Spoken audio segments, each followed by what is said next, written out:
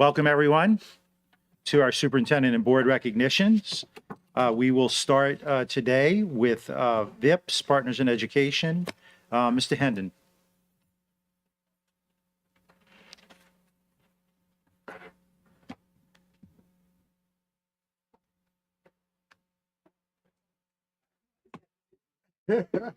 Okay, all right, there we go. Good evening, everyone. Hello, everyone in the back. Good evening. Firstly, I would just like to start by saying, look, we made it. You know, it's December, so let's give ourselves a round of applause for making it through a crazy year. But today, we have spoken to principals all across the district, and they have all uttered the same truths, that there is a need for young professionals and college students to get involved in our local schools. And I'm glad to say that VIPS has responded to that call today. And that is why I would like to introduce you to Alpha Tau Omega, the largest fraternity, Greek fraternity at LSU. Wow. They have some amazing values. I went to their website, and it was staunch in history, just loaded with so much community service. And after talking to their community outreach chair, it was a non-factor. It was a match made in heaven, basically. And so they have basically committed themselves to becoming reading friends, to doing group projects in our local schools, and some other great stuff that we have planned down the line. So y'all stay tuned for that. But I'm going to let them say a few words now, and I'll go from there. All right, thank you. Hello, I'm Lucas Miliel. I'm the outgoing president of Alpha Tau Omega. I just wanted to thank y'all for everything, giving us opportunities to help out in the community. It's something that we appreciate and a lot of people take for granted, but we want to give back as much as we can, and that's part of our core values. And so we want to, do as much as possible in the short amount of times we're in college. You want to say something? Hey, y'all doing? I'm Jake. I'm the outgoing vice president. Actually doing something where you feel the impact, you see the impact that you're making on the community, something we actually strive to do. Stuff to where it doesn't feel like you're doing work. You're actually doing something that is beneficial, something that's helping people. And what's better than investing in our future, investing in children, making sure that they have the right resources, have the right things to help guide them along. I know COVID definitely set a lot of kids back. So being able to aid them and help them as much as we can is something that we love the opportunity to do, and we really appreciate, Scott and everybody else giving us the chance to do that. So thank y'all. Thank you. Let me just add at the end, when they came to Buchanan for their Literacy Day event, they came in droves. Wow. It was scary. I was like, oh my God, they have an army. So these guys, they have some good stuff. They're great. Yeah. But thank y'all. Well, we appreciate you. Stay right there. We got Mr. Gode would like to give you a little something. Yes, I want to thank you. I graduated too from LSU. I was a Sigma Chi, so don't hold that against me. But I greatly applaud you, because I don't know if I had the time to do all of that at the same time when I was in college. But thank you very much. Thank you for giving back to the community, and your will make a difference. And in recognition, I'd like to present you with these medals from the board and the superintendent, and thank you for all your hard work. Thank you. And we're going to take a picture. Okay. Thank you. Appreciate it.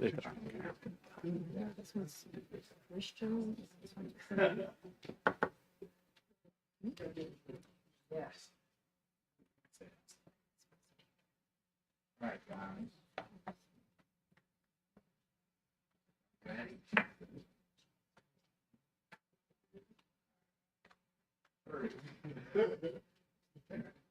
Thank you. Thank you, guys.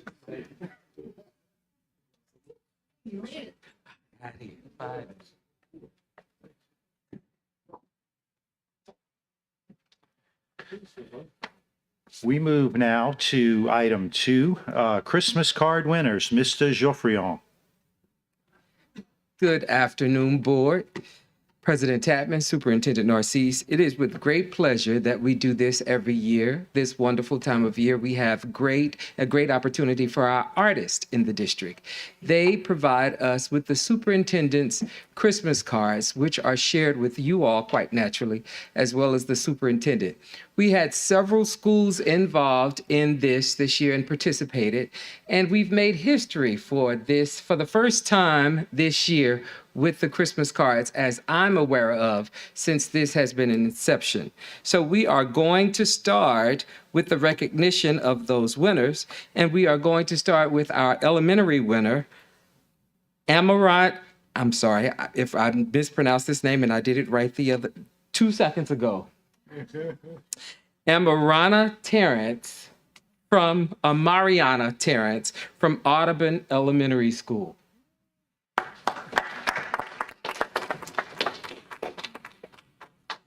And I wish we had them on the screen. This is her Christmas card that you received earlier this year. This is her card that she gave to all, well, which was given to all board members and the superintendent. And we would like to give you a bag of cards yourself to give to your loved ones. Congratulations.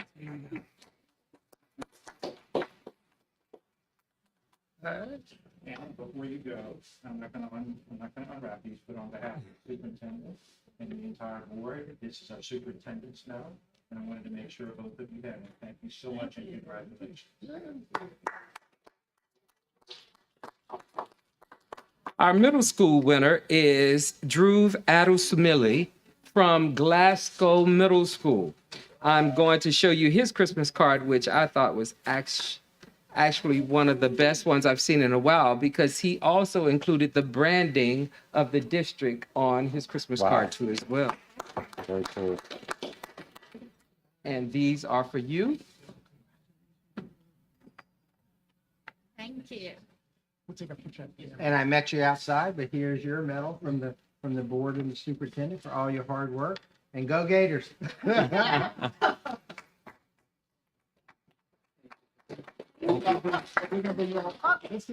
do all of them. We'll bring all of them at the end. Connie, I'm trying to be respectful of giving people. And for the first time ever, we have had the opportunity to make history as Arlington Prep has been the first time honored in any arts competition. And their 11th grader, Christian, sorry, I thought it was on this paper here. Christian Brumfield from Arlington Elementary. Arlington Prep. This is his actual card that he designed, and he will get his cards as well. Congratulations, Christian.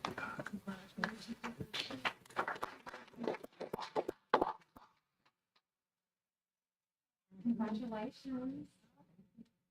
I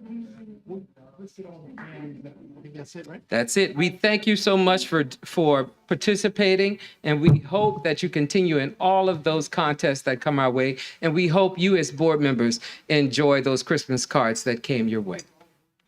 Thank you again.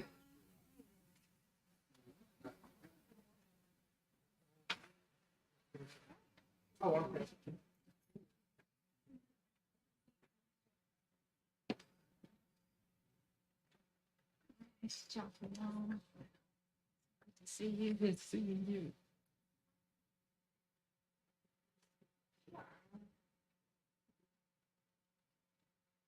All right, guys, so here. There you go. I'm trying to saw it. Ready? 1, 2, 3. Good job. Thank you, guys.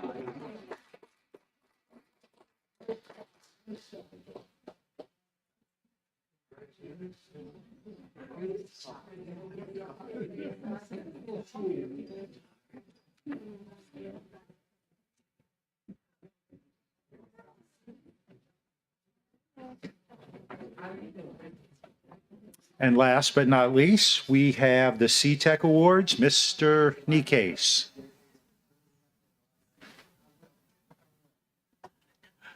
Good evening or good afternoon, President Tapman, members of the board, Dr. Narcisse. We're excited about the fact that C-Tech had applied for and was awarded a Gabriel Award. So I'm going to bring Ms. Seeley, Mr. Brandon up to kind of explain the process and what they went through and what they received. So.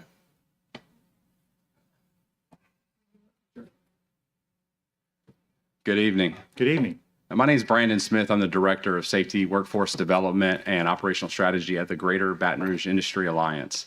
And this year we celebrated our 15th annual Craft Workforce Development Awards.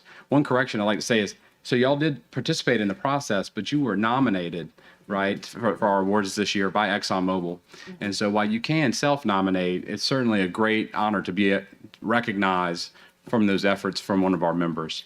And so our awards program is aimed to recognize contractors, post-secondary institutions, and our high school systems and the work that they're doing to train craft workers for a great future in a great industry. So we recognize the fact that CTEC was a nominee this year, one among few when you think about how many high schools are in our entire region, right? So really great to be a part of that grouping.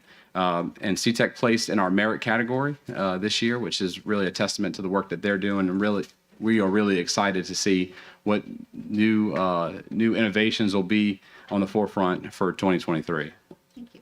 Thank you. Thank you. And we'd also like, this is Chad Oquan. I'm Martha Seeley. I'm the executive director. Chad Oquan was the dean at the time, and now he is a workforce development coordinator working with the internship. But we couldn't have done this without Mr. Ben Case and Miss Monique Scott Spalding and our new director, Amber Boyd.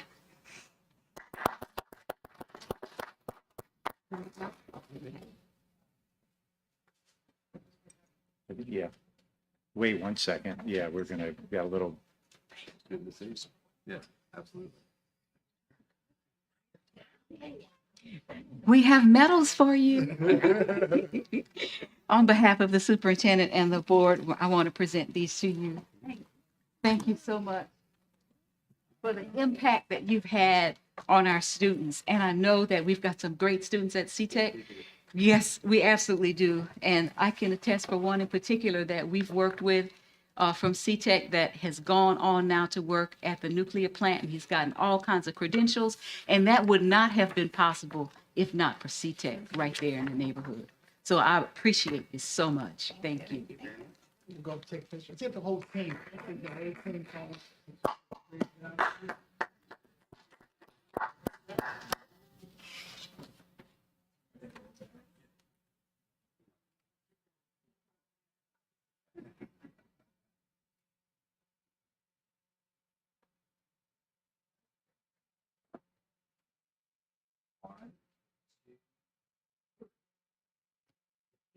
Thank you.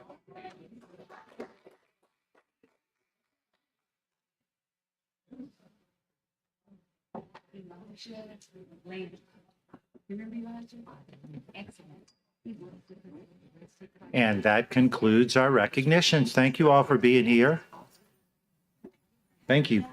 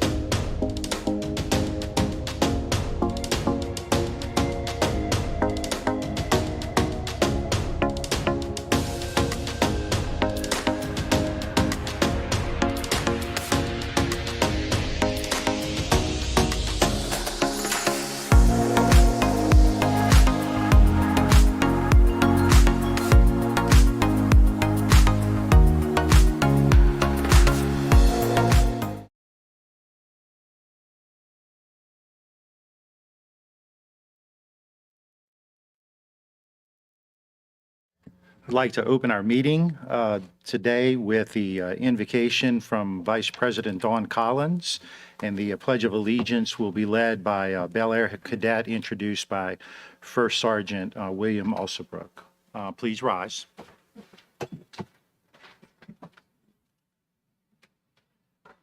God, we come before you humbly today, asking you to preside over our hearts and our minds and our emotions as we do the good work of furthering public education for our community. All these things we ask and we pray. Amen. Amen. Good evening. Good evening. Ladies and gentlemen. I am First Sergeant William C. Alsobrook, Jr. I am the Army instructor of all incoming freshmen at Bel Air Magnet High School. I bring to you greetings from Principal Verdi Batiste, the faculty, staff, and administration. Mr. Tapman, Board President. Dr. Narcisse, Superintendent of Schools. Members of the school board. It is my distinct honor and pleasure to introduce to you one of the outstanding JROTC cadets at Bel Air Magnet High School. Cadet Second Lieutenant Freddie Davison is a sophomore. He is in his second year of JROTC. Currently, he serves on the battalion staff as the Battalion Operations Officer.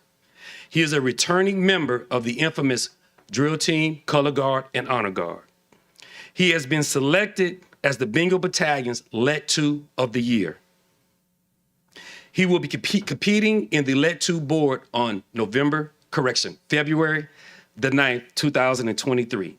He holds the rank of second lieutenant with a cumulative GPA of 3.6.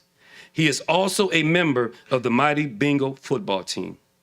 Upon graduating in school year 2025, he plans to become a chef and attend a local school majoring in culinary arts. His dream is to become a chef and own his own food catering business. Cadet Davison is the son of Tasha Rosea Freddie Davison II. Ladies and gentlemen, here to lead us in the Pledge of Allegiance, I present to you Cadet Second Lieutenant Freddie Davison of Bel Air Magnet High School.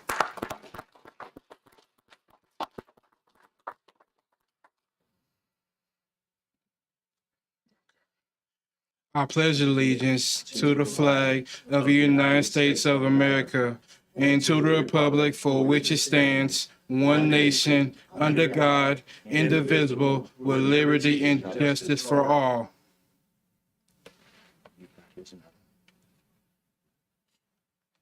One second, wait one. I have a medal for you. Yes, sir.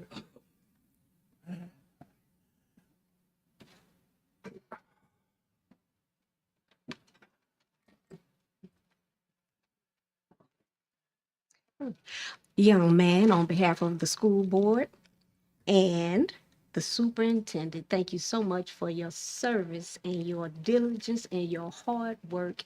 I'm very proud of you as vice president of the board and the school board member for Bel Air High School. Thank you very much. And then let's go to-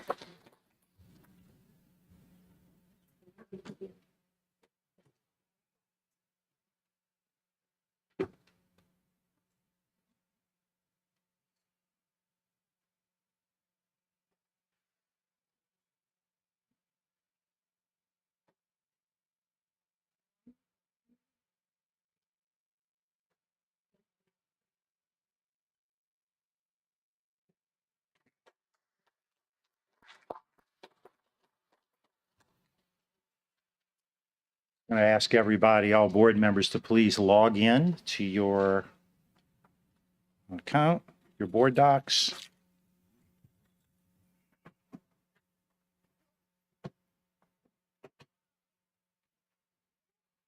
To make Miss April's life a little bit easier. Righty.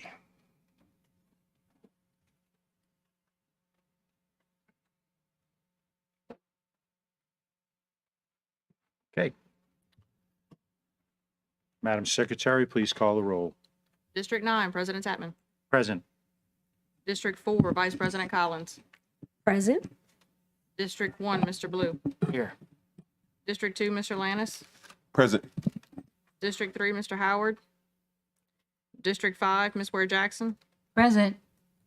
District 6, Ms. Dyson. District 7, Mr. Gode. Present. District 8, Ms. Bernard. Present. We have a quorum. We have a quorum. We now move to item B1, meeting minutes, approval of the school board minutes of the November 17th, 2022 regular board meeting and the December 1st, 2022 committee of the whole meeting as published in the official journal. Moved by Ms. Bernard, seconded by Mr. Ballou.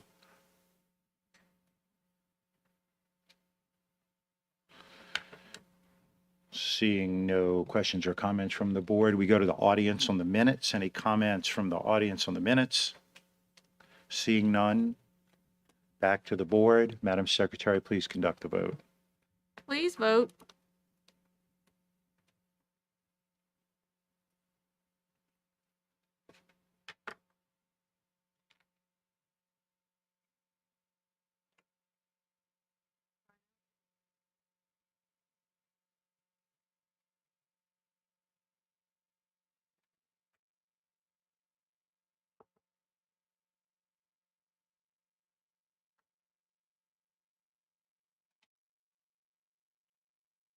The motion carries. Minutes are approved. We move now to information only C, and we have a couple of items under there. The monthly financial report, personnel changes, public records requests monthly report, and then seeing no questions or comments from the board on that, the number 4, the 2021-2022 audit results. Ms. Lopez.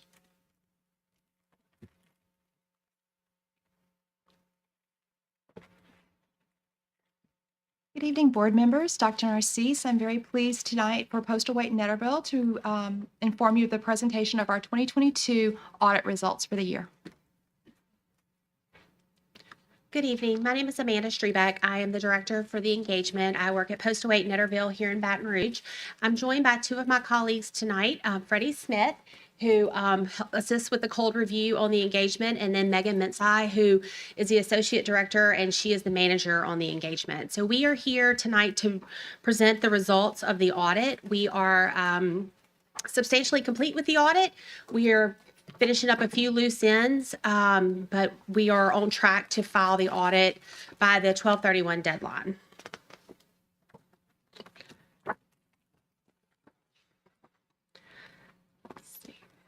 Okay, so just kind of an overview of the audit results. We are issuing an unmodified opinion on the financial statements, which is the highest level of assurance that you can receive. So that is a clean audit opinion, which is, very important for an organization to have as far as, when the independent auditor comes in. We do want to point out that we as auditors provide reasonable but not absolute assurance. We do not come in and test 100% of transactions. We wouldn't be able to leave if that was the case. So we do sampling, and we do have materiality and different thresholds there. But overall, it was an unmodified opinion. One of the largest changes and considerations this year is related to the implementation of Gatsby 87 for leases. That's a new standard that applied this year. So we worked with management with regards to the leases that y'all do have. They're not very significant. A lot of your activity, y'all pay outright for. You're not leasing a significant amount of buses or copiers or buildings or anything like that. So we evaluated that, and it did not have a material impact to the financial statements or to the disclosures, but it was considered. We also spend a lot of time looking at your federal dollars. Federal dollars are a significant amount of the revenue that comes into the school board each year. And so we are required to evaluate those programs to determine which ones need to be audited in accordance with uniform guidance. So this year there were 3 programs that were selected. The first one is the Education Stabilization Fund, which is ESSER, which is the more common terminology that everybody's used to. That was approximately $70 million. We selected Comprehensive Literacy State Development Grant of approximately $5 million, and then FEMA disaster grants was approximately $5 million. And so through that process, we have to look at compliance and we look at internal controls. We do not give an opinion on internal controls, but we do evaluate those. And so those were also a clean audit opinion. There are no findings related to the federal programs. So overall, your federal revenues were approximately $169 million for fiscal year 2022.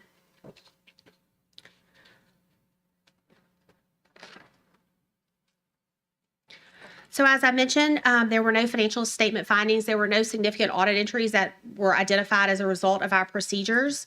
There were no audit findings related to the federal grants. A new area this year was related to the statewide agreed upon procedures. So that was all kind of hiatus during COVID. Those are procedures that are required by the legislative auditor, and those procedures are listed out here. There were 2 minor exceptions related to sexual harassment training, just due to employees not being available for that at that point. What I do want to point out about what the statewide agreed upon procedures is that is not the same thing as an audit. So you're not given an opinion that results in yes or no. It's very black and white. Here are the procedures. You either have it or you don't. And those procedures require us to take a deeper dive into the numbers to look at more transactions at a lower level in policies and procedures. And so I was very pleased to see, very minimal exceptions during this process. Given such a large school district with a lot of activity, to see that collections were clean and expenditures were clean that we tested, we didn't have any exceptions to that. That's really important. And so again, as I mentioned earlier, we do look at your internal controls and we do evaluate that, and there were no recommendations from that point. We do have one other management letter comment related to some school activity funds. So school activity funds range at the high schools and for athletic events, fundraising. There's just a lot. There's more dollars that are coming and going there. As part of your internal audit process of the school activity accounts, there was an instance of potential misuse of funds of dollars, but again, that was caught through your internal process and your review of that, and that has been fully vetted and evaluated. We are required to report that because it is misuse of funds over $1,000 threshold. So that is a requirement, but it has been resolved. And again, I do want to point out that that was identified by your own internal control policies and procedures. One thing that has kind of changed with the school activity accounts, which I think give y'all a greater level of internal control, is related to the implementation of positive pay at all of the schools. That has been very beneficial. And then also changing how frequently y'all review the school activity accounts at the high school level, because generally that's where the most dollars are that are coming and going or at the high school. And now that's done annually versus in the past, it was more on a rotation type basis. Jump into the numbers a little bit. This is a schedule that shows just the general fund statement of revenues and expenditures. So your total revenues for fiscal year in 2022 were approximately $501 million. Your total expenses were $488 million. There were transfers in and out related to some indirect costs and things like that. And so that gets you to what we call the net surplus, or in the for-profit world, the net income. And you were at approximately $21 million for this year, which is an increase of 8 from over the prior year where you had 18.8. So what we're seeing here is a trend, an increase in your sales tax revenues.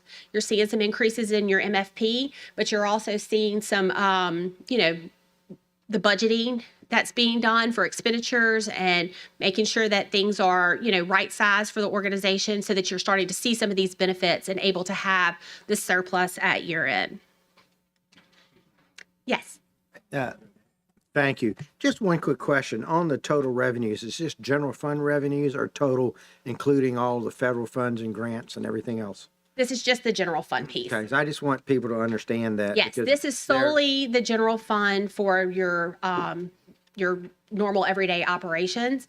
The majority of your federal grant money that you receive is dedicated for specific programs, and so that money is on a reimbursement basis. So what you spend is what you're able, what the budget is what you can spend. So it has more of a wash.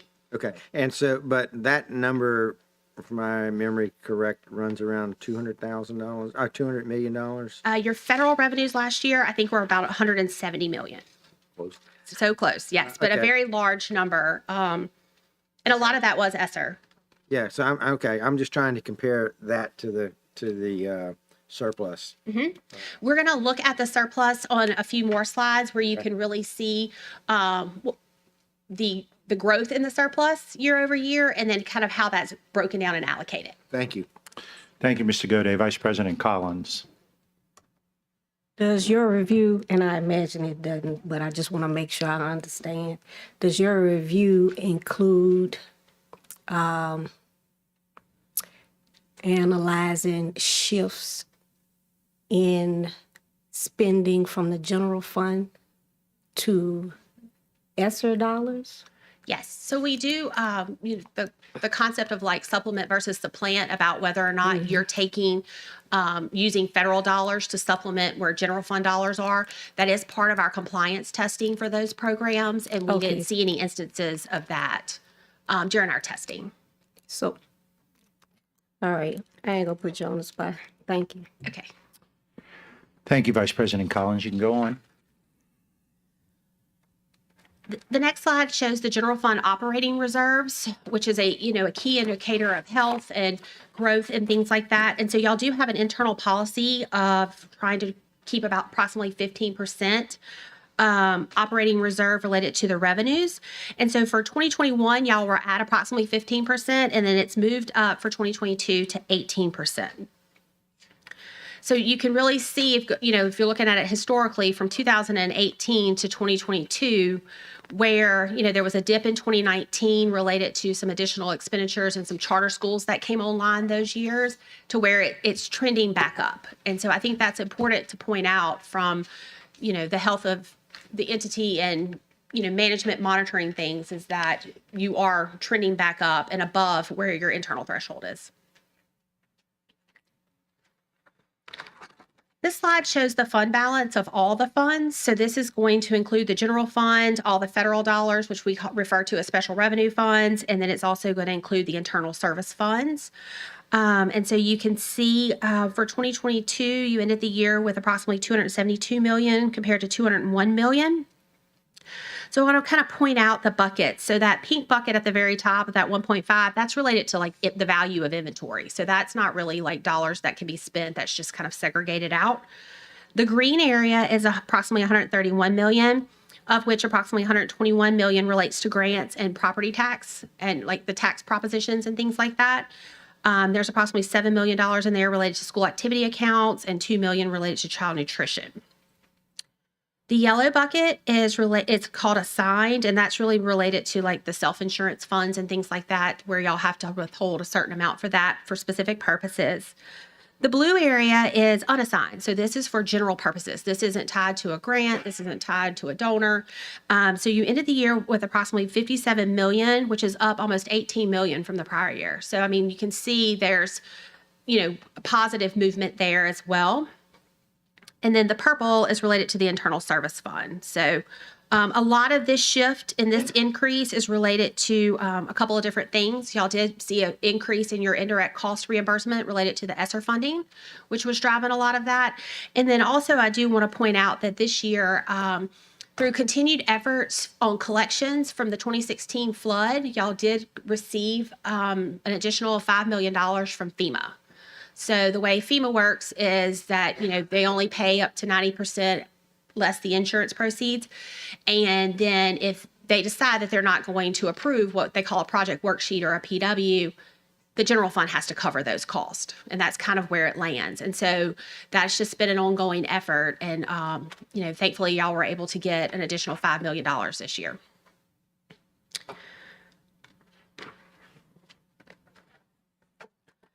The next slide's not quite as pleasant to look at. It's a little bit different where we're seeing, the deficit. So just to put this in a frame of reference, this is what we call net position. So this is not your everyday tracking of expenditures where, you're budgeting for revenues in the current year and expenditures in the current year. This is where you have to put all your long-term assets, so all the buildings and depreciation, and then you have to put all of your long-term liabilities on there. So your biggest long-term liabilities are related to your pension cost and your health insurance cost, and then also some claims payable, because y'all are self-insured. So there's a great deal of liability, for the future liability that has to go into these numbers. And so that's what's shifting the yellow, which is the unassigned, to a deficit. I do want to point out that all governments are in this position. There's just no way to fund all of the healthcare cost and the retirement cost for all employees. So every entity that, you know, we are auditing and looking at, they're having this deficit. So this is where the accounting numbers lead you, and this is what it is.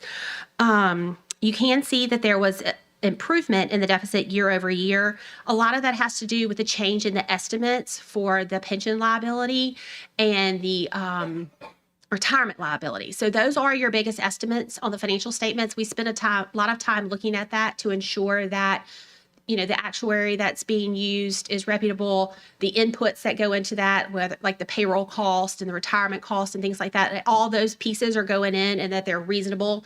The discount factor is a real big driver of that as well. And so I would tell y'all that seeing this improvement in the deficit is not something that you're necessarily going to continue to see year over year. I don't expect to see this, you know, go back above the zero line, but this is just kind of where it landed from the calculations with the information that you had as a fiscal year in 2022.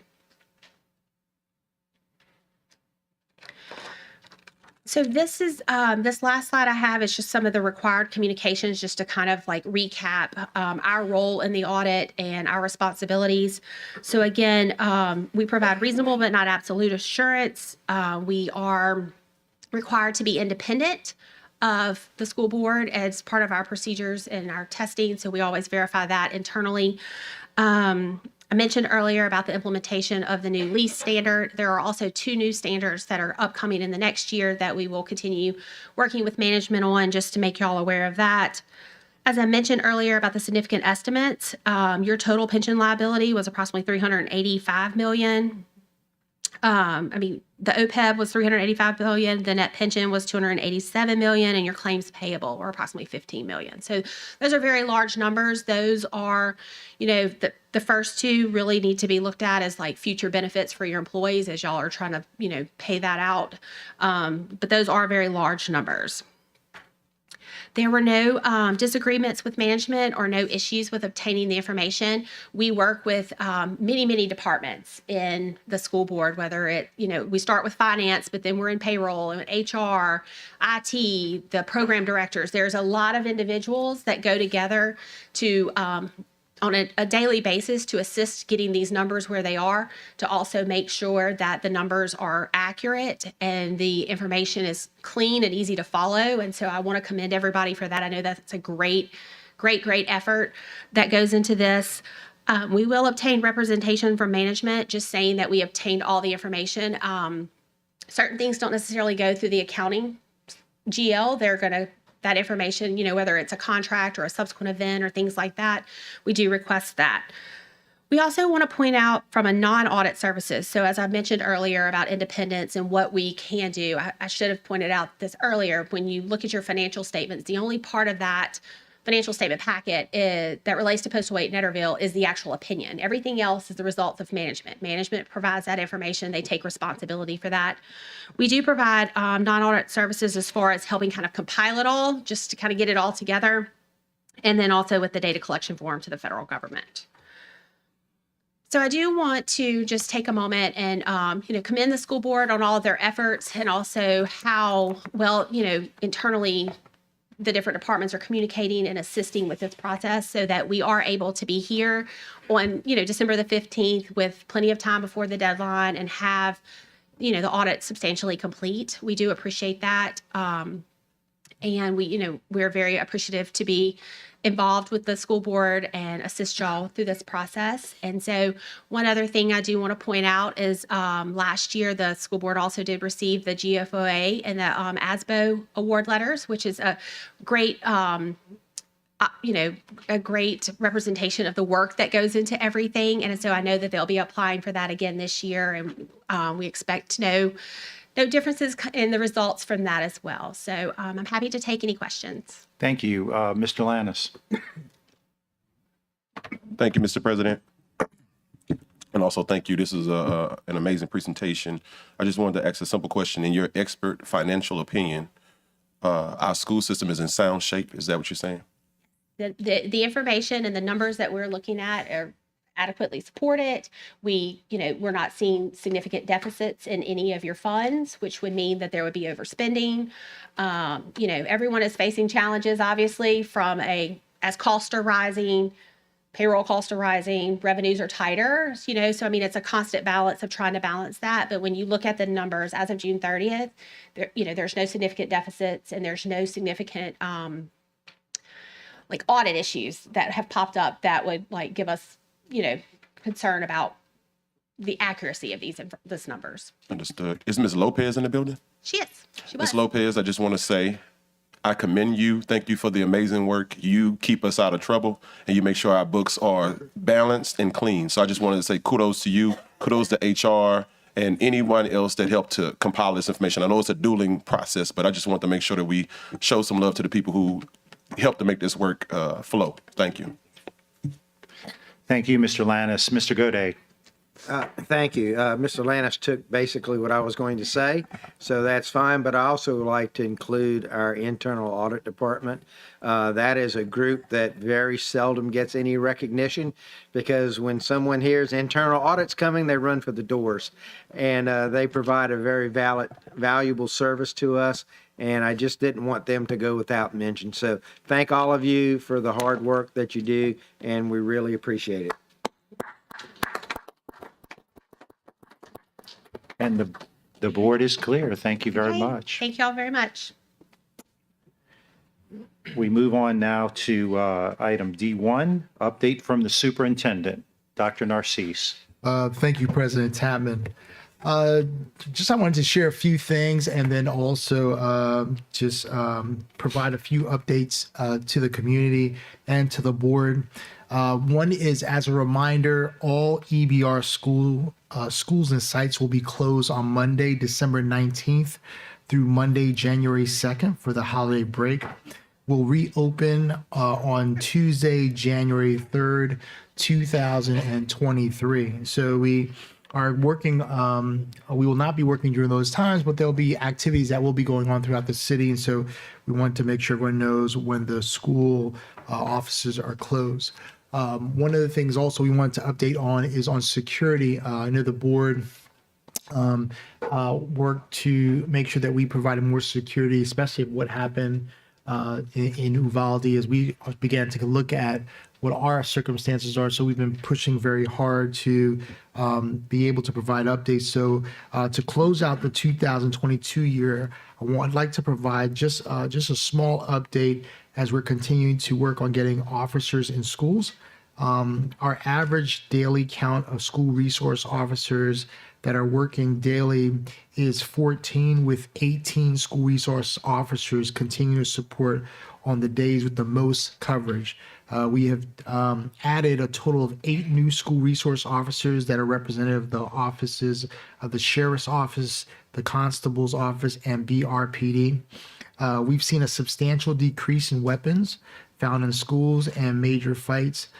We've also held several active shooter trainings hosted by Homeland Security and LSU, as well as NCBRT. And we've also worked hard to make sure that we can secure the perimeters in schools with lists looking at where the most targeted areas are of challenges in our city. And so we wanted to continue to let the public know that we're working very hard to make sure that we keep our students safe, as well as our faculty and staff, and are continuing to move towards providing more updates on that. The other update I want to provide is, yes. You had a question, Ms. Dyson?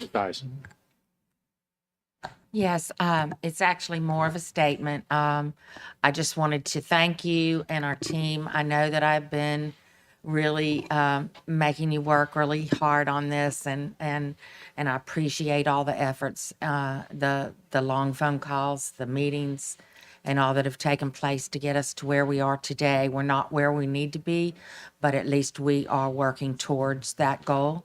I am very pleased that we're growing that. I want to make it clear, it was misstated in the advocate and also in the campaign that we had given up on the idea of actually hiring our own staff to man these posts at our schools and for our school safety. And I want to make sure that everyone knows that that is not the case. We have not given up on that. In fact, at a meeting, we clearly discussed that it was a stopgap measure that we were going to be doing in order to get us to the point where we could be fully staffed ourselves. And in no way was this ever intended to, as has been definitely misled to the community, this in no way is negating our contracts, our existing contracts and team that we have already through the sheriff's office and the Baton Rouge PD. This is not in replace of those contracts. This work that we're doing is in addition to, and they are helping us grow this while we continue to research and work through all of the legalities of building our own manpower on this effort. So thank you so much. I just wanted the opportunity to thank you, but also to encourage you to continue this push. And it's critical because my true belief is that we cannot even think about educating kids until we can maintain that we know that we have their safety and our community safety first and foremost. So thank you so much. Thank you, Ms. Dyson, and thanks for your leadership on that. Thank you, Board Member Dyson.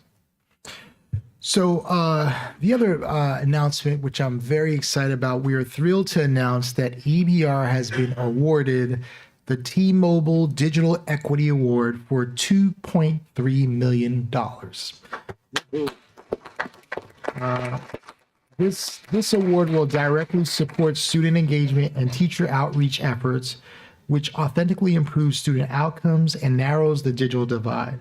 Upon receiving this award, EBR can accept a plethora of support from T-Mobile, including an implementation team, best-in-class strategies, and a knowledgeable team of industry experts to ensure this initiative is successful. I'd like to extend a very special thank you to EBR's Director of Technology Resource, Terica Jameson. Terica, are you here? If you could just stand.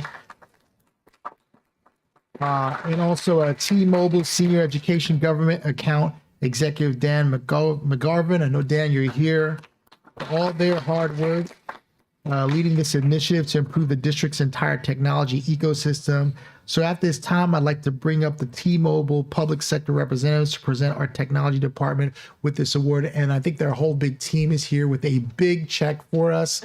But I will, as I shared to them, I'm always a fan of accepting checks for kids. So if you guys come on up, I'll let you come up and say anything to the board, and after that, I'd like all board members to come down. We'll take a picture with them for that. Thank you, Superintendent and President of the board, Tatman, and distinguished members of the board. Yeah, pleasure to be here. You know, T-Mobile is a company that is extremely committed to bridging the digital divide.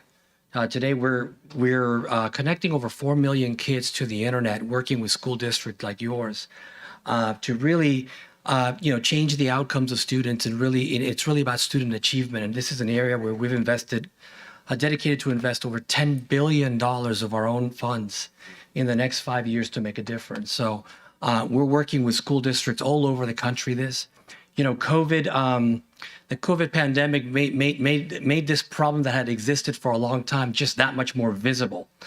And many school districts like yours, started doing something about it. And one of the things that we love about the work that you guys are all doing here in East Baton Rouge is you're really, you're really doubling down, right? As the pandemic ends, you're thinking about how to make these things sustainable and change the outcomes of students and for the long term. So this is a great opportunity for us to help, invest with you and have a really strong partnership. You guys are going to be deploying connecting Chromebooks for, with LTE to your high school students. And by the way, we're also seeing a trend that is beginning to happen that, we started doing a lot of hotspots, with students, and many schools that are innovating are starting to go out and start connecting laptops and Chromebooks and provide a child that has a device that it's under possession the entire time that doesn't get lost. So be proud that you're one of the pioneers in this, because this is a process that is beginning to happen. So you should feel proud about that. And this is, to my knowledge, the largest deployment that we're doing in the state of Louisiana too. So much to be proud of, and we're proud of being here a partner with you on this. So thank you very much for investing in the students, and thank you, board members, also for the support to this program. Thank you so much. Thank you. Mr. Goday. Yes, I would just like to ask the president that we could suspend our policy on no placards and signs for this occasion so that they can present us with this check. Sure. I think it fits within the size requirements. Thank you, Mr. Goday. Mr. Lannis. Yes, thank you, Mr. President. First, I'll say thank you. This is the type of partnerships and collaboration that we need across our district. And let's not stop here. Let's go reach for the sky. I just want to say AT&T, you're on the clock. I think we're going to switch over to T-Mobile after this. But no, thank y'all so much for everything that you do. We appreciate it. Hey, our pleasure. Thank you. Thank you, Mr. Lannis. I just want to also recognize our chief of technology. She's always in the background. Amy Jones, let's give Amy a hand. She's done a tremendous job leading the entire division. So we'll come down and accept the check. And also, I'd like the whole board to come up just so we could take a picture with them. Come on up. Absolutely.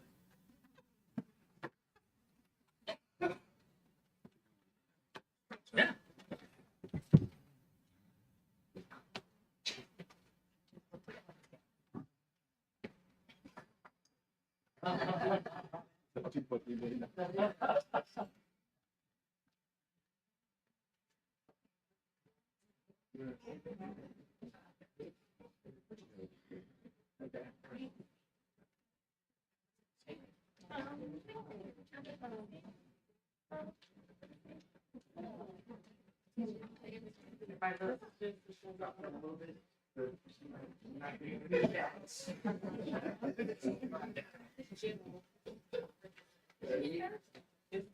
One, two, three. Look at all of us at one time, all three cameras. Thank you.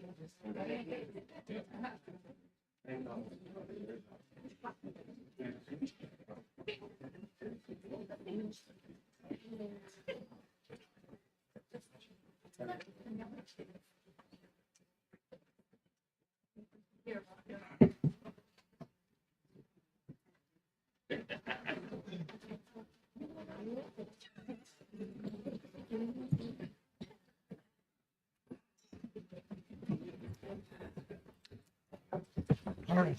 Yes. So two more announcements. One is we're just days away from our inaugural Red Stick Basketball Invitational Tournament. We are excited to host student athletes, families, and fans who will be joining us from around the state and beyond on December 19th through the 21st. The games will be played at Estruma High School, Liberty High School, and Scotlandville High School, and we're encouraging everyone to attend during the holiday break. I believe there are about 42 teams that will be doing it. And I want to just give a hand to our athletic director, Lynn Willis, and her team. If you guys, can you please stand just so I can just recognize you. This is a big deal, not only for our school system, but also we're bringing many folks from across the state to come back to Baton Rouge to be able to participate with students and their families, and we're excited about that. Last but not least, I wanted to just say, finally, as the superintendent, to our, as many of you may know, this is our, for a few board members, this will be their last board meeting. And as superintendent, the relationship between myself and board members is a special one. As we work together for the betterment of students and our school community as a whole, I've had the pleasure of seeing the passion and dedication of this board. So tonight, I'd like to take the time to honor those board members whose services will be concluding this evening. The collective amount of years served between these outgoing members show tenacity and commitment, if nothing else. But it also shows that their belief in our district and in our students, 41,000 plus, and 6,000 teacher, faculty, and staff. And I'm grateful for the dedicated time that they have all done on this board. I do not know any other board because you have been the board members since the day I've landed in Louisiana to serve. And I've been thankful for just being able to spend time and connect with you around this work.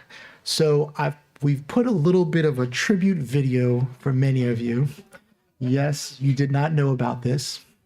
So I thought it'd be good for us to share a little bit of that with you. And then after that, I'm going to get up to the podium to say a little something. So would you mind cueing the video?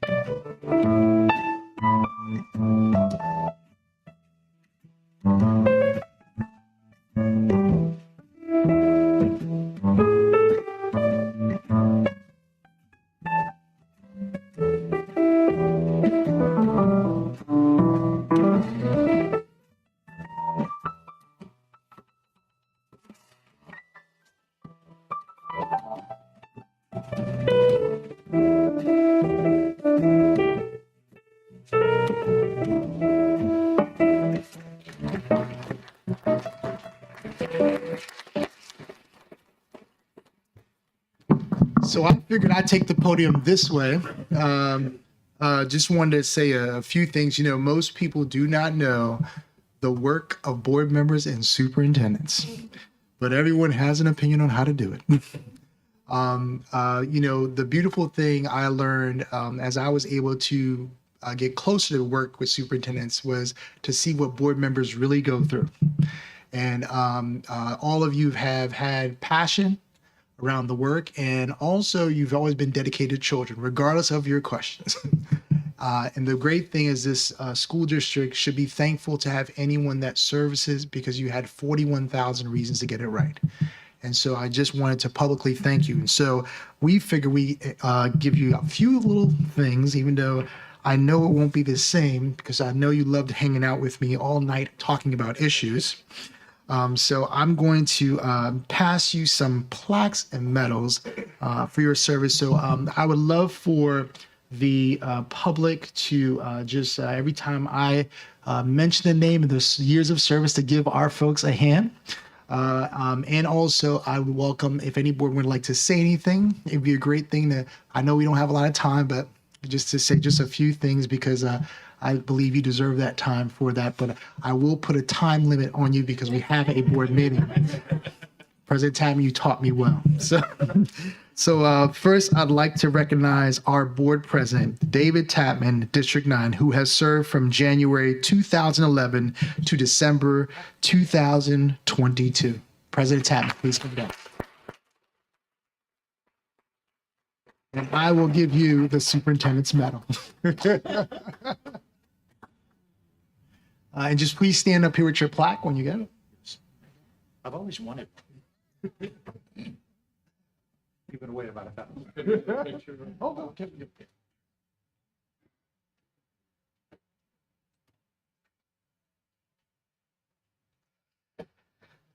Next, I'd like to recognize Madame Vice President Dawn Shanae Collins, District 4, who served from March 2016 to December 2022.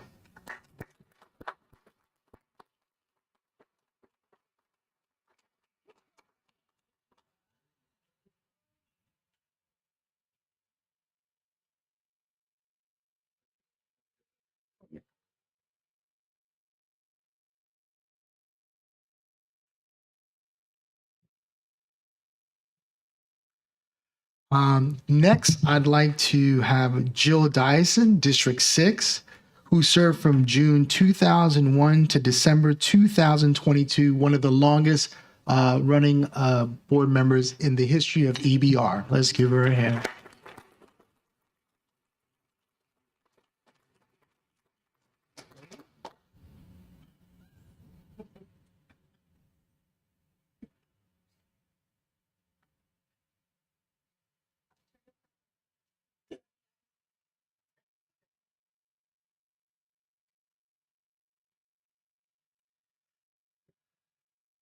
Next, I'd like to recognize Connie Bernard, District 8, who served from October 2010 to December 2022. Let's give her a hand.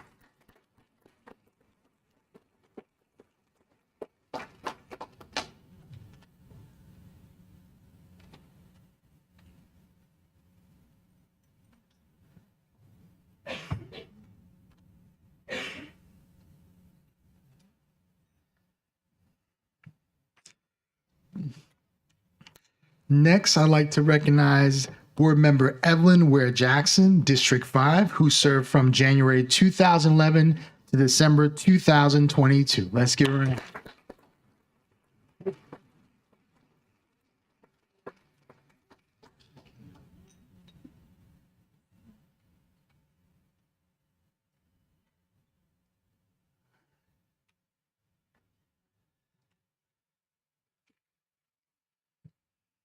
And finally, I'd like to recognize Tramel Howard, District 3, who served from January 2019 to December 2022. And he now has braids in his hair compared to the hair he had before.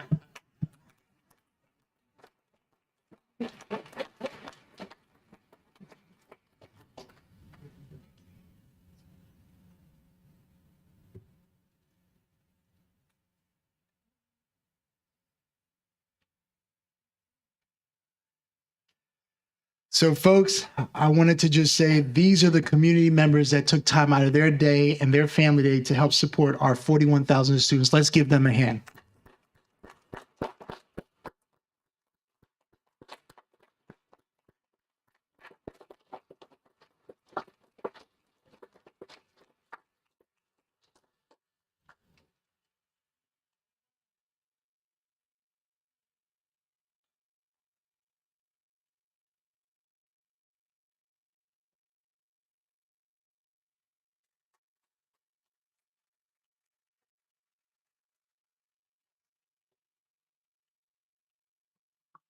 I've also never done this before, so I guess I better get used to it. But I just real briefly, if I start naming all the staff that have been so incredible to me in the years that I was here, I would forget somebody. So I love all of you. Thank you for your work. Thank you for your dedication to children. To my colleagues here today, present and those before, thank you for your commitment to children. And but I have somebody special in the audience. It's my wife and my son. Stand up.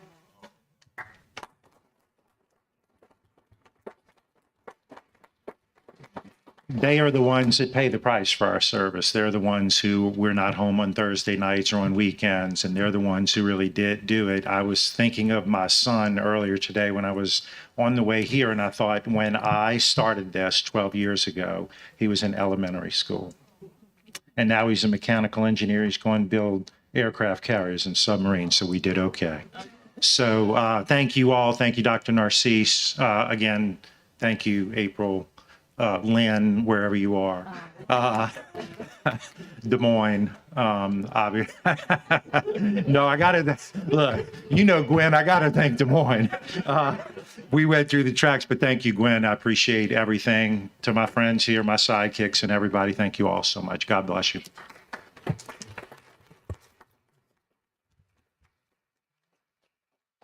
Any board member? Yeah.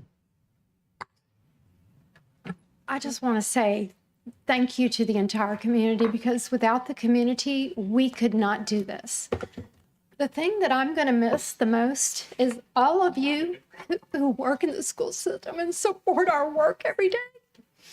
And the families and the students that I help. And the rest of it, I won't miss. But thank you.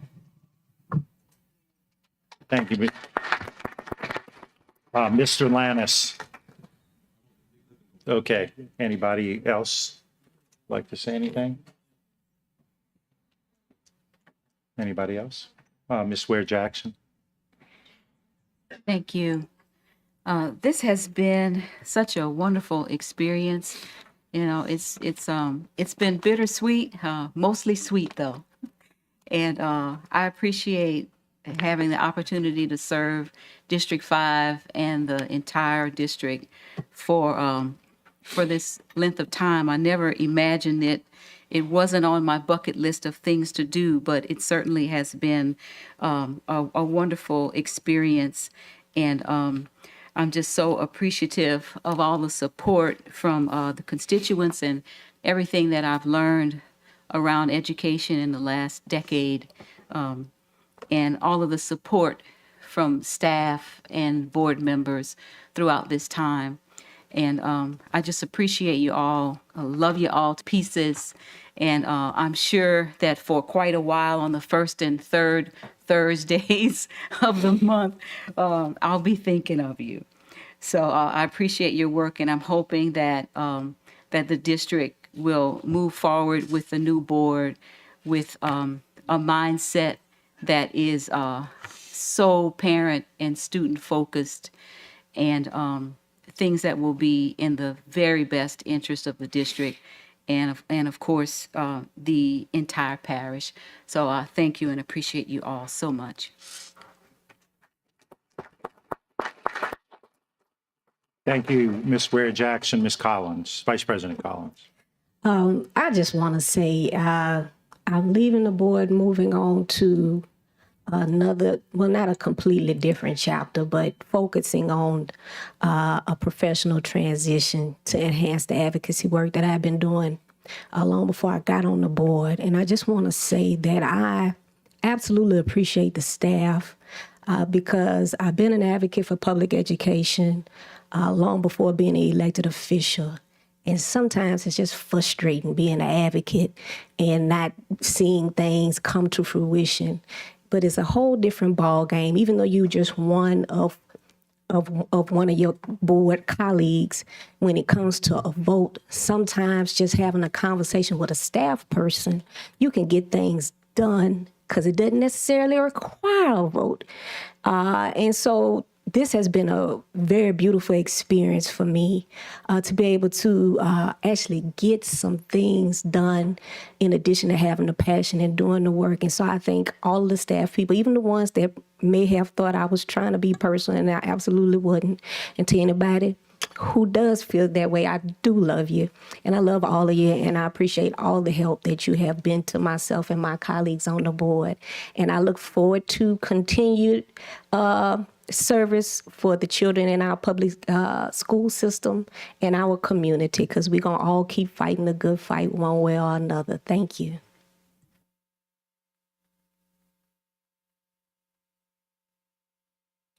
Thank you so much, President Tapman. So first of all, I just want to thank my family for making or having the sacrifice, or giving me the sacrifice to take on this moment, to take on this opportunity.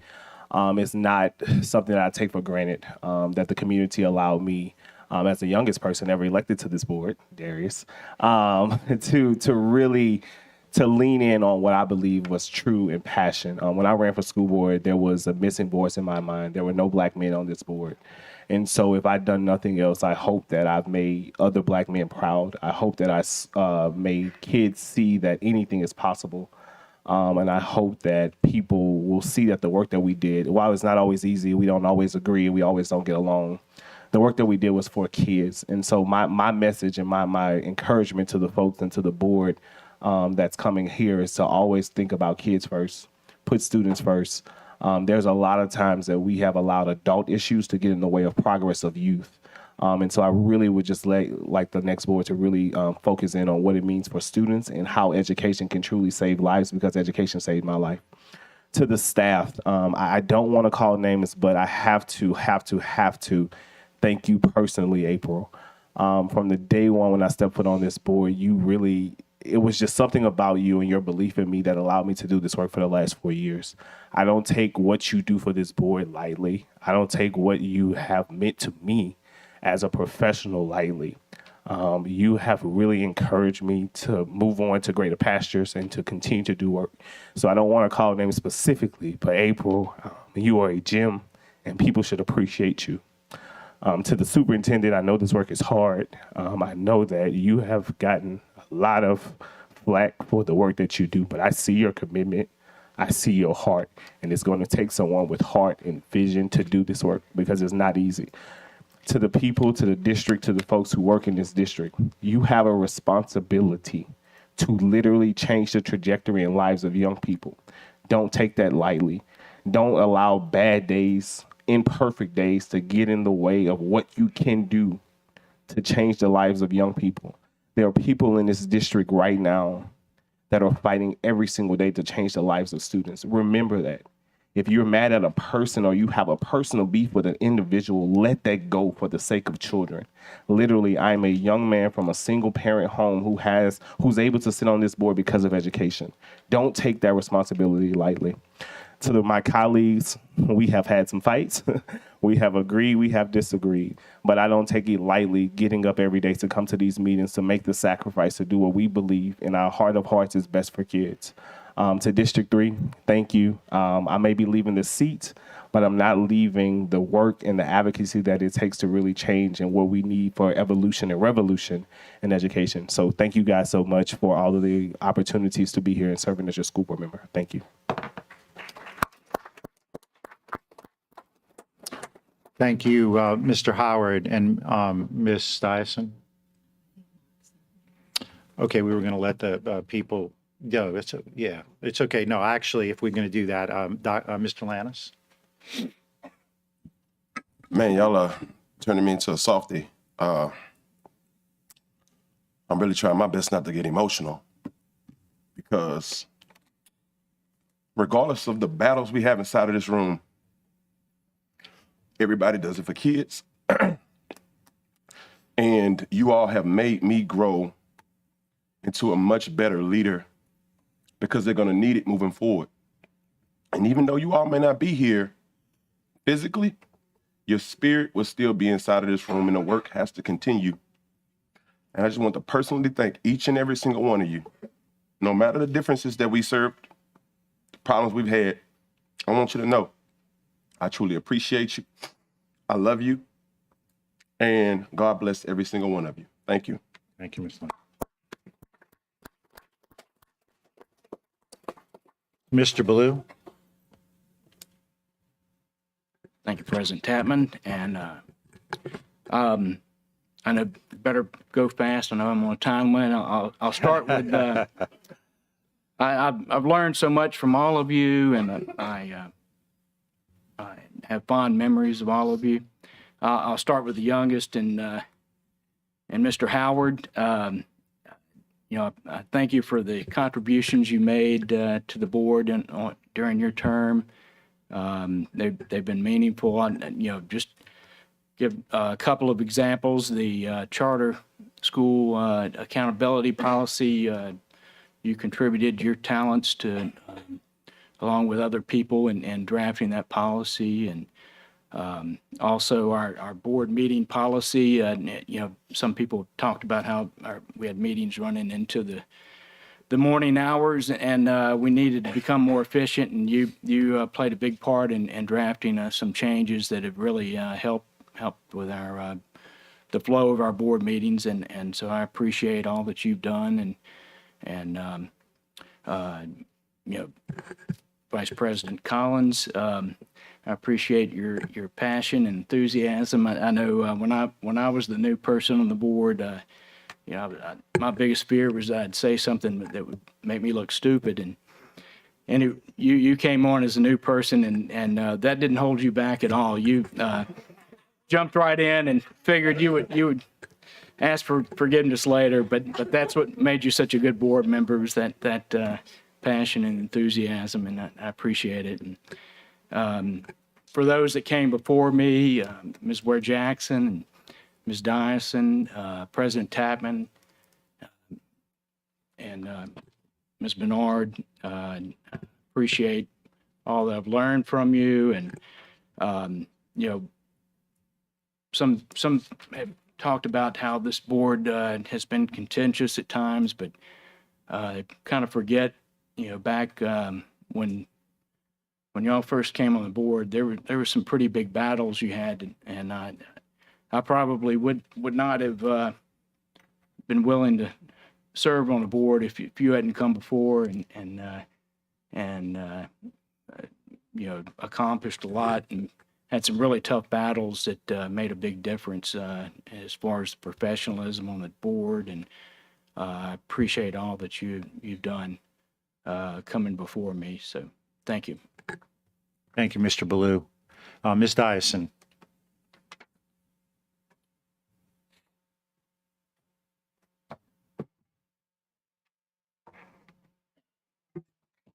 Thank you, President Tatman. I just want to start by thanking the constituents in District 6 for the trust and opportunity to serve them for over 21 years. It's truly been the honor of a lifetime. From the very first night when I was appointed in 2001, I agreed to serve as long as I was making a valuable and productive impact. While I knew coming into this that it would be an incredible experience, an opportunity to serve people and God, I had no true understanding of the limitless ways I would be blessed to make a difference in the lives of those in my district and across the parish. It has been a humbling and incredibly rewarding experience. I am proud of what we have accomplished for the children of East Baton Rouge, and I'll always cherish the friendship of my fellow board members, and there are quite a few from many terms. The administration, school site staff, and so many stakeholders across the district.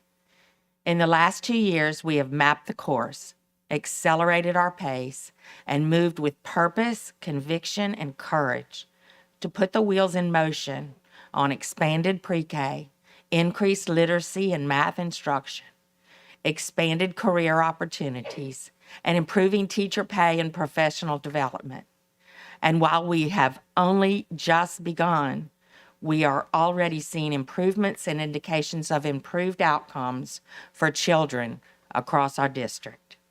In spite of the politics, the pandemic, the floods, and far too many obstacles to name, we are making progress for children. And that is why we are supposed to be here. The work that we have put in motion can have real results.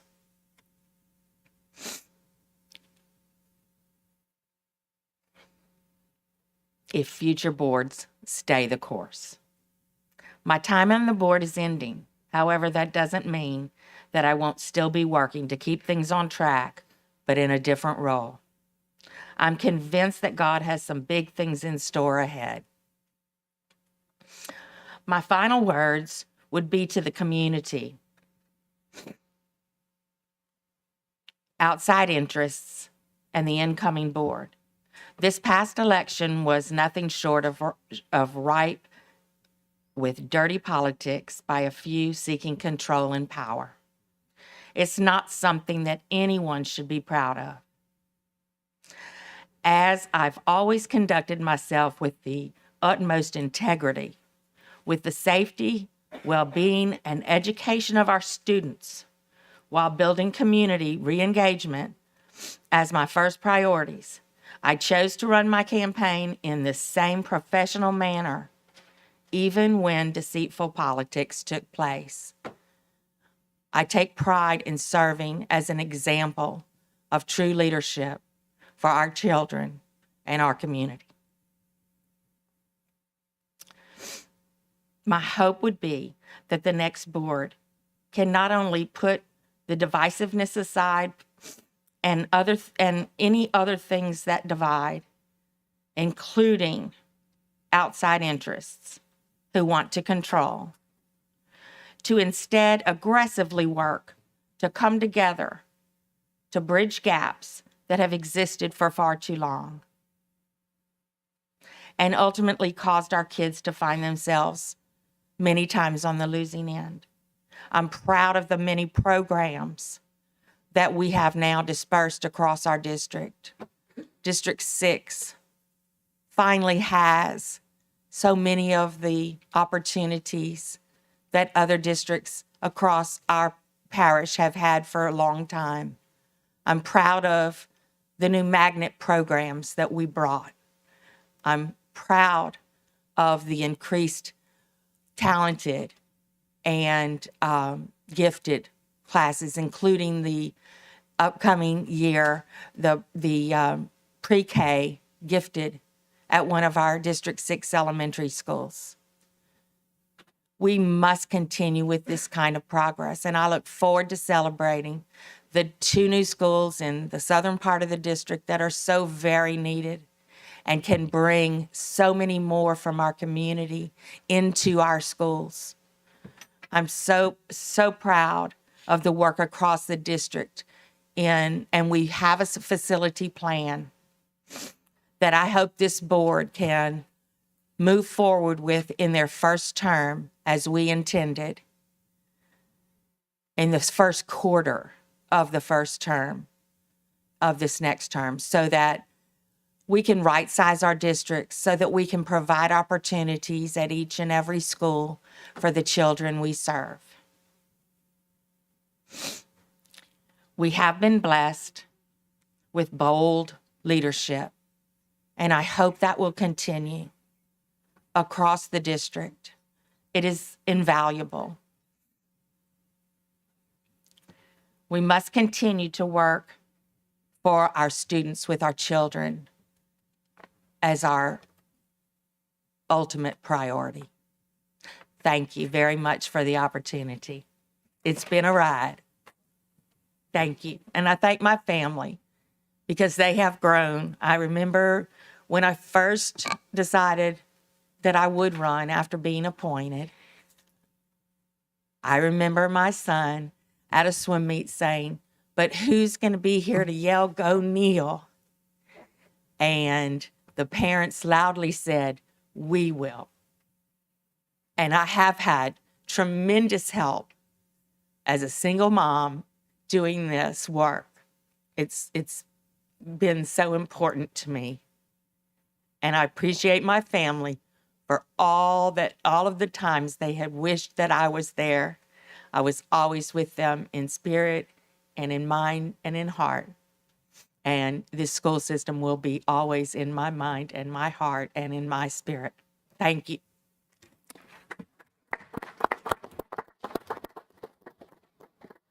Thank you, Ms. Dyson. Mr. Goday. Thank you. One of the detriments of going last, but I see Mr. Ballou jumped in behind me. One of the detriments of going last is everyone said many of the things before, but two things I wanted to specifically mention. One, I came into the board as an appointee, and I really wanted to thank the board for having the faith in me to make that appointment, and also to thank the board for accepting me very quickly as a member and showing me the ropes, because however much you think you might know about this job, you really don't until you get into it and figure out how things move. And I also want to thank all of you for having the confidence and letting me be your president for a while. And that was a very trying time because that was all through the pandemic and doing everything with Zoom meetings and all of those sorts of things. Plus, just for added fun, we went through 2 superintendent searches in the middle of all that. And through all of that, we shared many different opinions as we go through, but one of the beauties about sharing many different opinions is the final opinion usually turns out better than any one person's opinion going in. And so I really commend you on that, and thank you for the service that you've given to this board and the leadership that you've given to this community. So thank you very much for your service. Thank you. Thank you, Mr. Goday. Mr. Ballou, you're on fire tonight. Okay, all right. Mr. Shamlin. I debated saying something here, but I will say so. I'll be the last, I guess. So a wise man once said the best way to find yourself is to lose yourself in service to others. And I sat here as I listened to you guys talk, and you know, you guys baptized me. This is the board that taught me how to be a general counsel. And I want to say that each of you, in my opinion, lost yourself at some point in service and taught me something about serving others. And I want to thank you for that. I won't forget each of you. Each of you challenged me in a different way. Some of you pushed me to the edge, and that's a good thing. It hones you and it makes you better. But each of you brought something to the table that improved me as a person, and it was through your service to the community. So I won't say much else other than thank you, and I wish you well. And if you need me, you know I'm here for you. Thank you, Mr. Shamlin. Board is clear. President Tapman, that is my report. Alrighty. Thank you very much. I'm going to recognize Ms. Bernard for a point of personal privilege. Thank you, Mr. Chairman. I would like to ask that Mr. Woody Jenkins, who's a former state representative in the state of Louisiana for 28 years, one of the longest running members of the House of Representatives, who authored and pushed through many pieces of legislation that benefit our students in the state, and a proud graduate of Estruma High School, if he would come to the podium and give us a couple of words. Mr. Jenkins?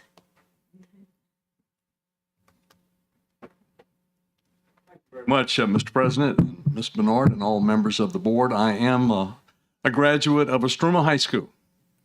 And I was thinking the other day that everything I really have in life has come from 3 things: the Lord above, my family, and Estruma High School. Everything from the time I walked in those front doors, the opportunities that were granted to me, I met my wife there. I gained my profession there. I was able to be president of the student council, which led to being a member of the legislature. The schools that we operate in this parish are so important. I want to talk tonight about something that you have done to make a lasting contribution to this community. I know that all of you come home late and you get that phone call from a hurting parent or teacher, and you're so tired, you really don't feel like returning that call, but you do. And you're able to touch them, and you're able to make a difference in their lives. And for all of those personal, one-on-one things that you do almost every day, on behalf of all those people, I'd like to say thank you. But also, every once in a while in life and on a school board, you get to do something really great that impacts a lot of people. And I want to talk about one of those. At Estruma High School, has been one of the great schools in this community. It was the largest school in the state, almost 2,000 students, 10th, 11th, and 12th grade. The greatest run of state championship football teams in our history of our state. Also, the first school ever to have honors programs in the high school. The first school ever to have a weight training program in high school in the nation. But over the years, Estruma went into decline. It was declared a failing school. The state took over Estruma High School somewhere around 2010. The state had no better success. Estruma High School was down to fewer than 160 students. It did not have enough students to really have a budget that would pay for the teachers and staff that were there. And so the decision was made by the state that it would be closed and it was going to be bulldozed. Now think about North Baton Rouge, the area I grew up in where I still live, 40,000 people without a high school. There was no high school. It's like saying Central without a Central High School or Zachary without a Zachary High School. There was no Estruma High School anymore. But the Estruma grads got to working, like Dr. Jackie Mims and really thousands of Estruma grads, because there are probably 15,000 in this community. They demanded something be done, and we had a new superintendent, Warren Drake. And Warren Drake made the determination, we've got to change this. We've got to reopen the school. At that time, no school ever taken over by the state of Louisiana had ever been given back to a local school system. It had simply not happened. So the probability of it happening was virtually zero. Plus, where would the money come from? There was no money. But he was very creative, and this board was very creative. You decided to make a difference. And so you fought and you worked and you convinced the state of Louisiana, the Department of Education, to give Estruma back to this system.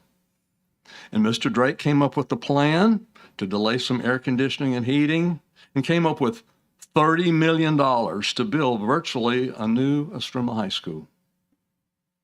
Today, it's a shining example. And we can look at North Baton Rouge and 70805 and we can say there are 1,000 problems. But let me just tell you this. There is hope in that area because there is Estruma High School. Every great community has to have a great school around it to serve it.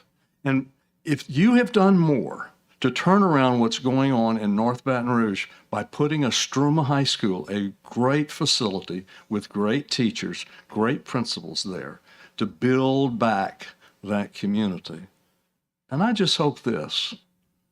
Think back your accomplishments, the long hours, the fact that nobody's probably going to thank you for what you did, the fact that nobody on this board is going to ever get rich by being on the school board. It's not a political stepping stone for anybody. You never hear of somebody on the school board, they're elected to something higher, very, very seldom. But I just hope you have time just to pass by Estruma High School, walk in and see the plaque on the wall that has your name on it. And I hope the people in North Baton Rouge will always remember that you have made a great difference to the 40,000 people living in North Baton Rouge. Thank you very, very much for what you've done.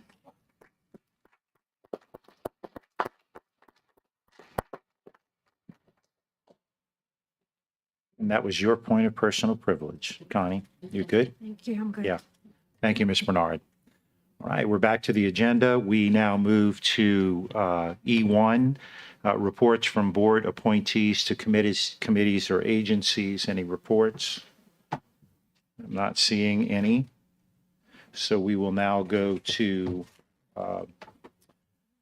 item F1, consideration of a request for the approval of a $2,000 mid-year sign-on bonus for teachers hired in January 2023, strategic alignment, operational excellence, and exemplary customer service funding source ESSER 2, Action 2. Do I have a motion?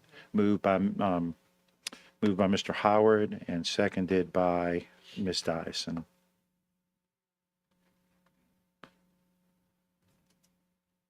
Seeing no comments from the board, let me check my trustee card box here.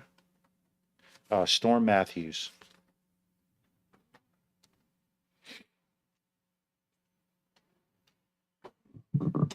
Oh, good. You can see the Purdue. I've been told for 17 years LSU and Purdue would never be on the same field. It is happening, and I'm excited about that.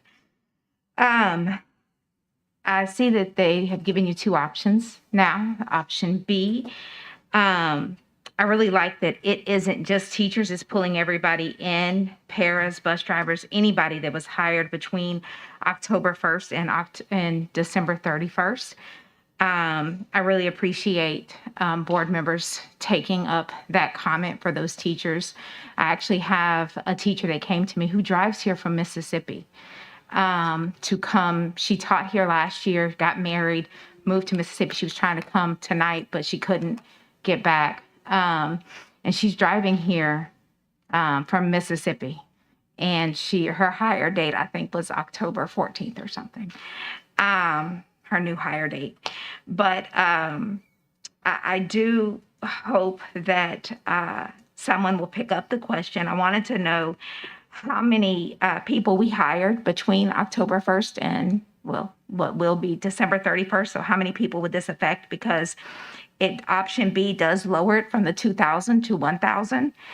So I didn't know if it was just a whole lot of people. So because that is a budgeted amount and we're using the leftover amount to do this, if we had hired so many people, if that's the reason why the number dropped, because it is including support staff and everybody instead of just teachers.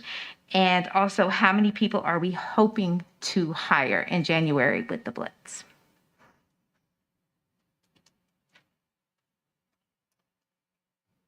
Dr. Finney.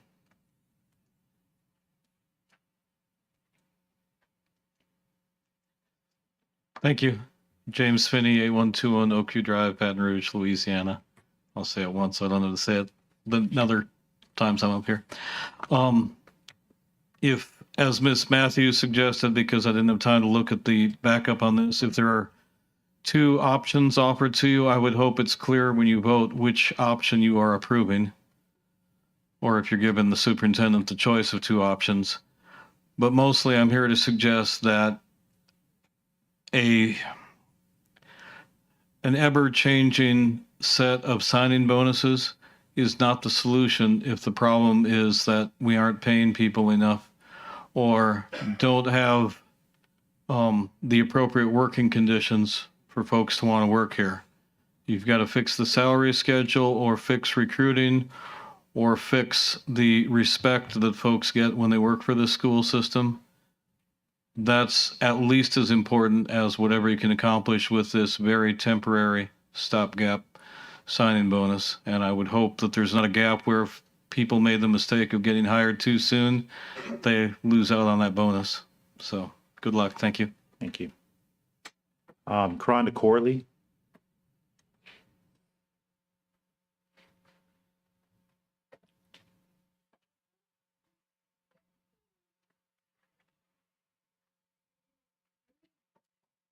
Good afternoon. I would like to talk about this mid-year sign-on bonus on the inequity as it relates to those that are employed in the special education arena. We are not doing a good job of making sure that they will receive equitable pay as it relates to coming into that area. As you know, we have been on the news multiple times about the shortage that we have as it relates to having people work with our children with disabilities. I've even been here every single meeting and committee of the whole, reflecting on how my child just received a teacher last month. And that is not something that is legal. If we want to be blunt about it, legal as it relates to our children with disabilities and adhering to all of the federal laws that embody them. So I do think that we need to make sure that when we say that we're going to give all teachers a certain amount of pay, that we make sure that those teachers that are working with our children with disabilities are receiving the same amount. And I'm talking about those that just came to our school system, as well as those that came out of retirement. I think those that's coming out of retirement should actually receive a little more. I think it's a slap in the face when you tell our people that are coming from out of retirement that, hey, you may lose a certain percentage amount of money that you're receiving from your retirement to come and work and to help us in a shortage. Y'all not thinking about that, and that is something we need to think about. I want to make sure I take a personal moment of privilege to thank my child's special education teacher, Miss East, who came out of retirement because she saw that each and every child deserves a proper education. And so she came out of retirement to fill that void. And I do believe that she, along with other special ed teachers and staff, should be awarded and afforded that same amount of pay. And they should definitely be patted on the back, because it takes a special type of person to work with our individuals with disabilities, because they need a lot of accommodations and modifications that is sometimes hard to do, that they are doing out of their own pockets. So I think that you should definitely take a moment to thank them, appreciate them, and show them some equity and fairness. Tabby Jackson.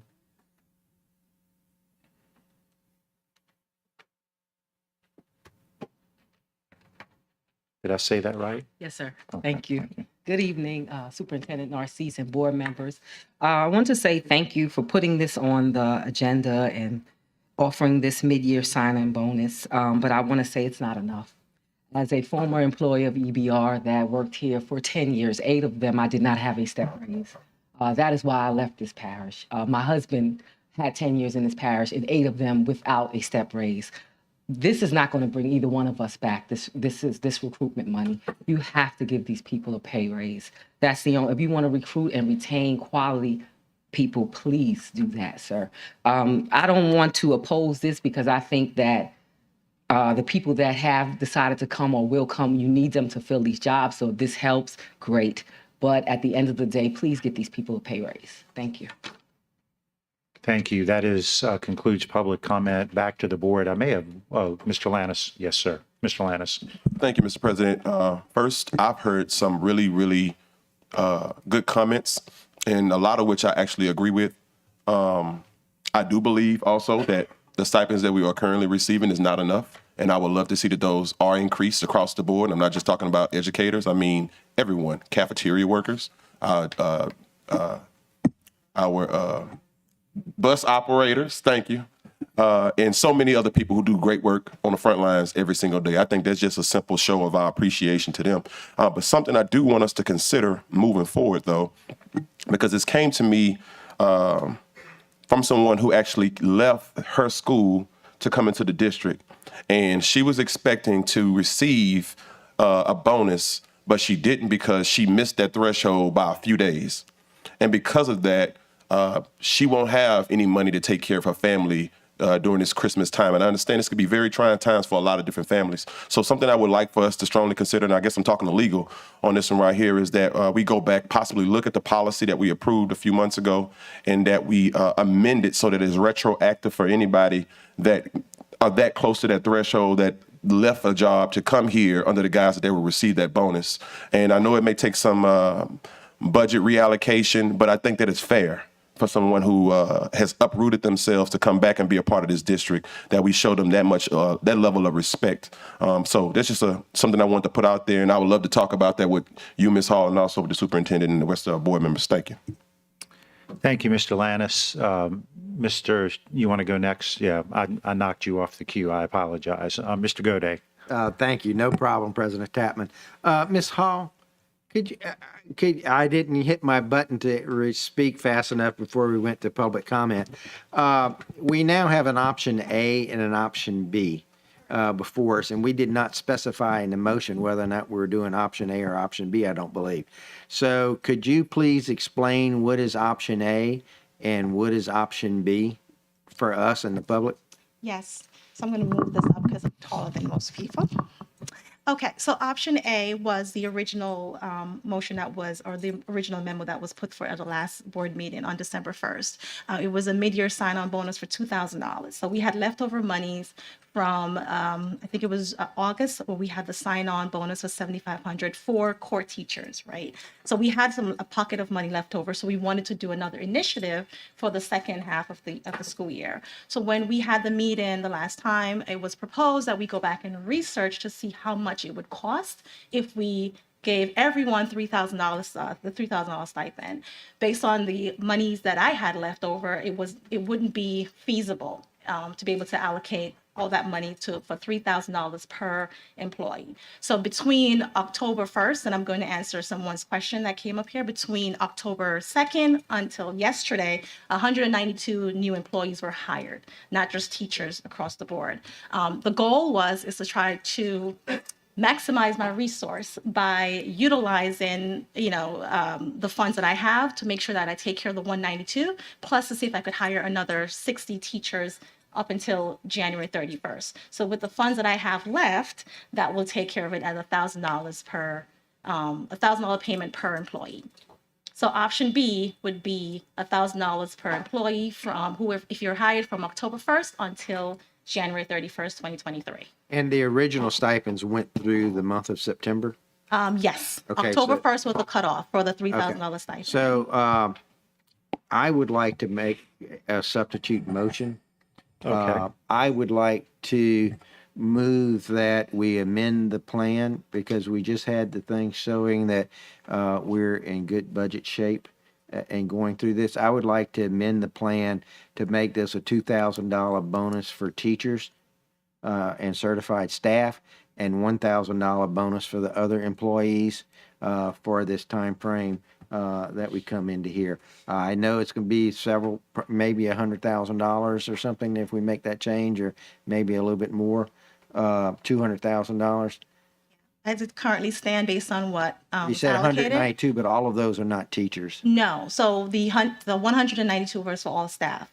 Right. That was hired since October 1st. So I would like to make the move that we amend that plan to be $2,000 for teachers and $1,000 for all other staff as a bonus. And to address some of the comments from the audience, we do have a commitment to make an 8% pay raise next year.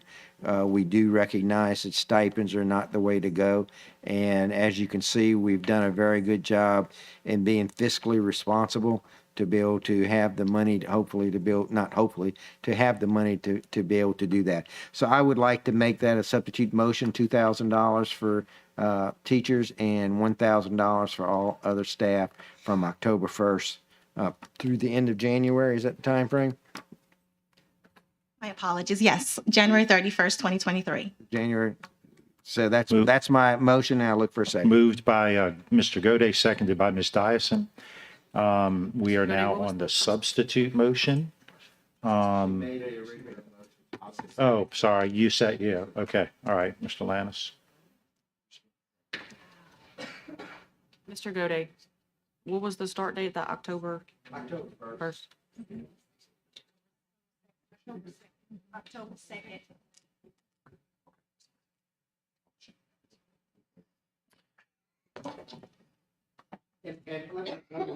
President Tapman, if I may, instead of making that a substitute motion, I might ask if the original movers would accept that as a friendly amendment.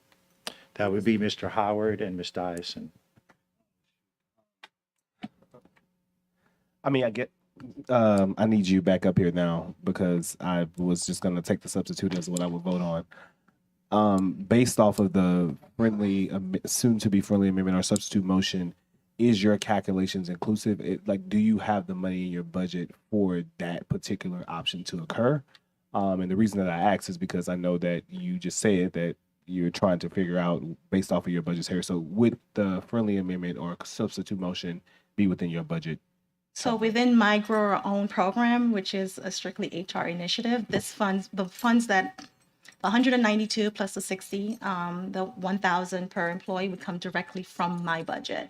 I would have to ask Dr. Bethley for assistance on that question. Board Member Howard, I believe this is an important space. We will be able to find the adjustment for that. So I'd like to, we'll work on making sure that we can find that.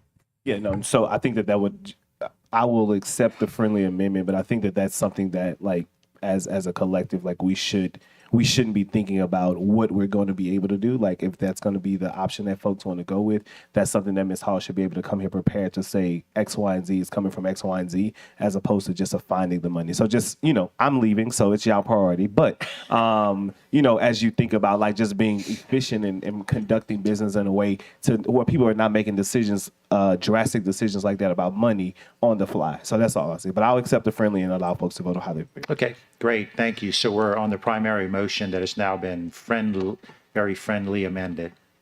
Mr. Shamlin? Yes, I want to make sure the second accepts that amendment. Ms. Dyson? Yes, I do. Wholeheartedly.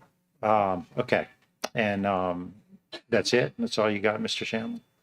Mr. Goday, you were... That was it. All right, and you had something? One quick thing. Yeah.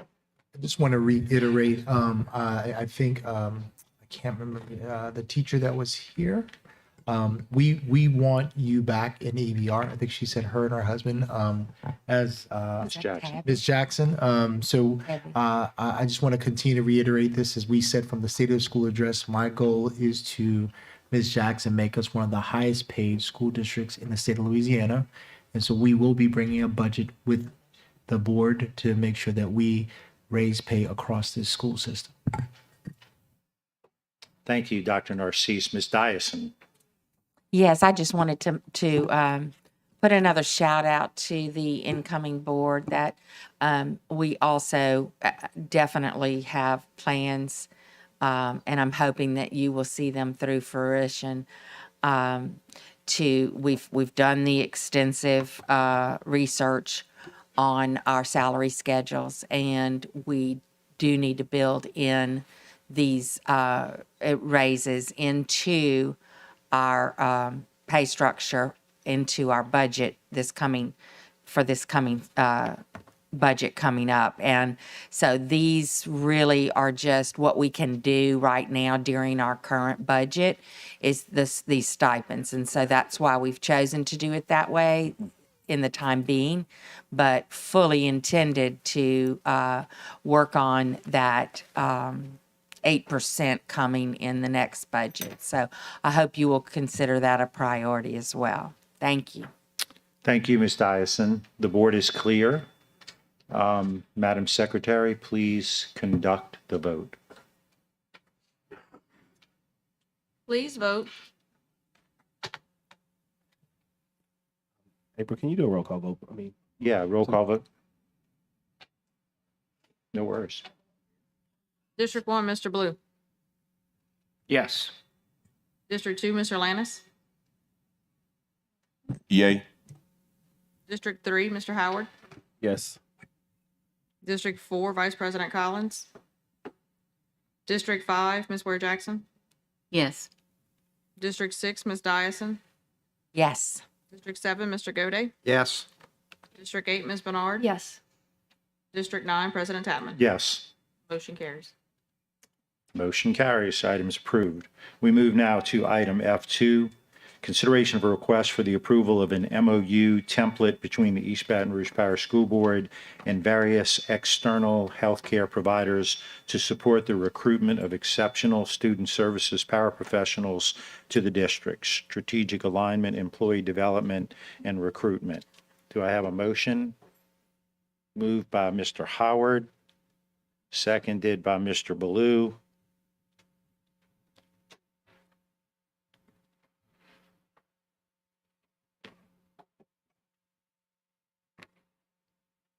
Okay. F2.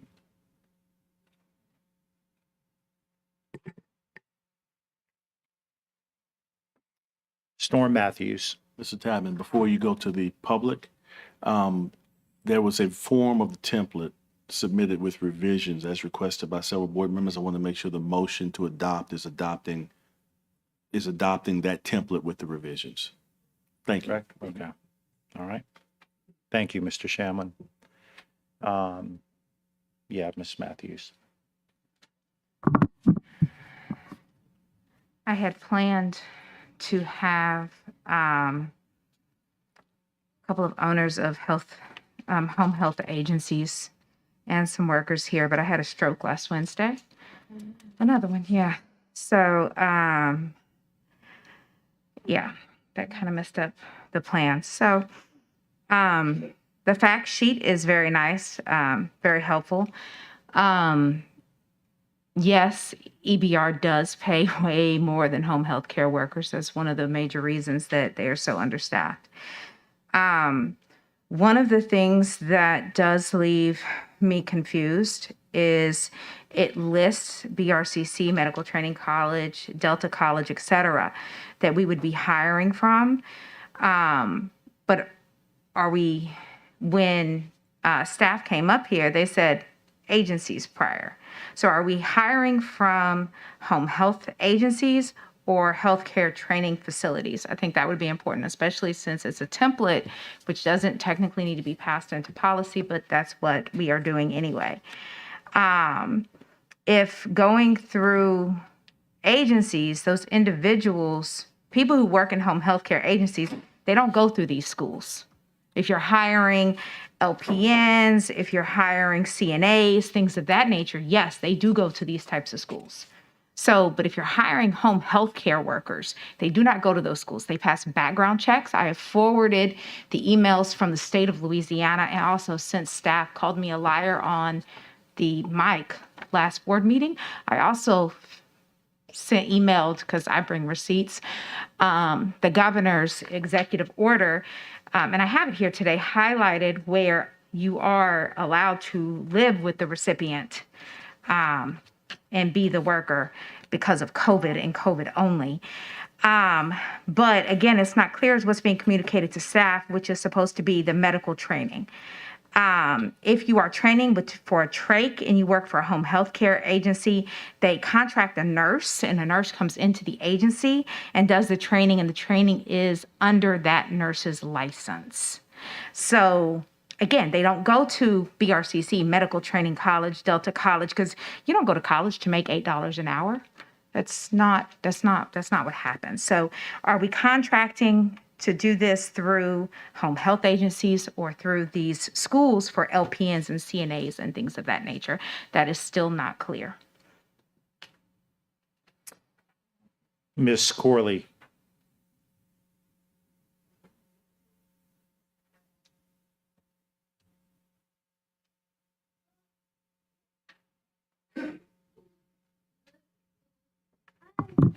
Okay, so this one is very near. Oh, I'm sorry. Do you need me to introduce myself? Thank you, Board You President. could just say your name. Okay, my name is Karonda Coyley. This is Corinth Coyley, proud parent and national disabilities advocate. And Corinth is a future self-advocate, but he's in training. And this one is one that is very much near and dear to our heart because this is something that would impact him in the school arena.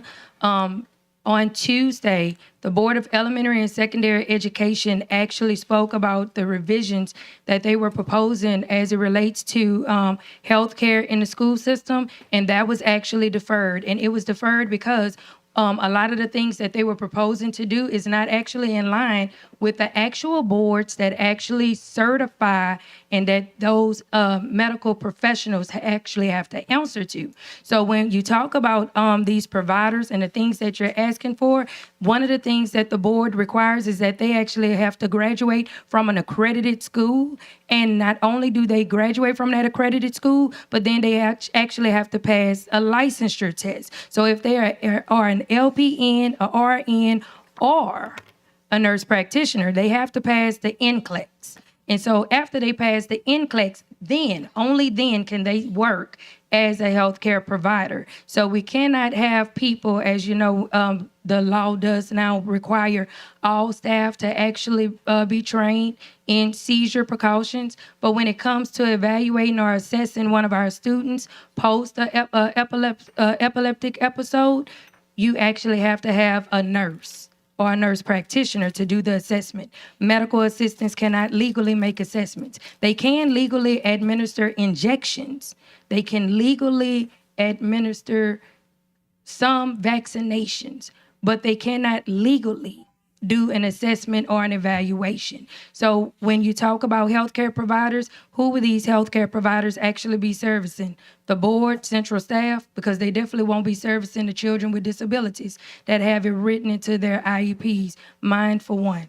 So I do think that that is something that you actually need to look at. If for any reason that you do not know the information, the board that Ms. Matthews spoke about, I do sit on that board and I can provide you with information as well as I can connect you to the executive director, which is Ms. Julie Foster Hagan with the Office for Citizens with Developmental Disabilities, because we did actually address this on yesterday as well. And our information will be rolling out in January. So please, please, please know that there is so many criteria that is required in order for a person to provide services to individuals. And I used the example last time before of Mr. Howard providing an injection to Mr. Gode. He wouldn't want that, and we're not going to accept it either. Thank you. Dr. Finney?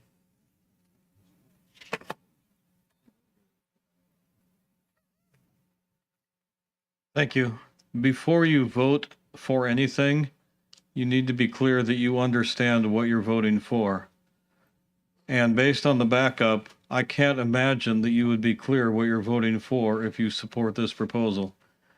I can't tell whether this is to try to identify paraprofessionals for special education students or medically trained experts to work with medically fragile students that may be in regular education classes but have medical needs that need to be attended to.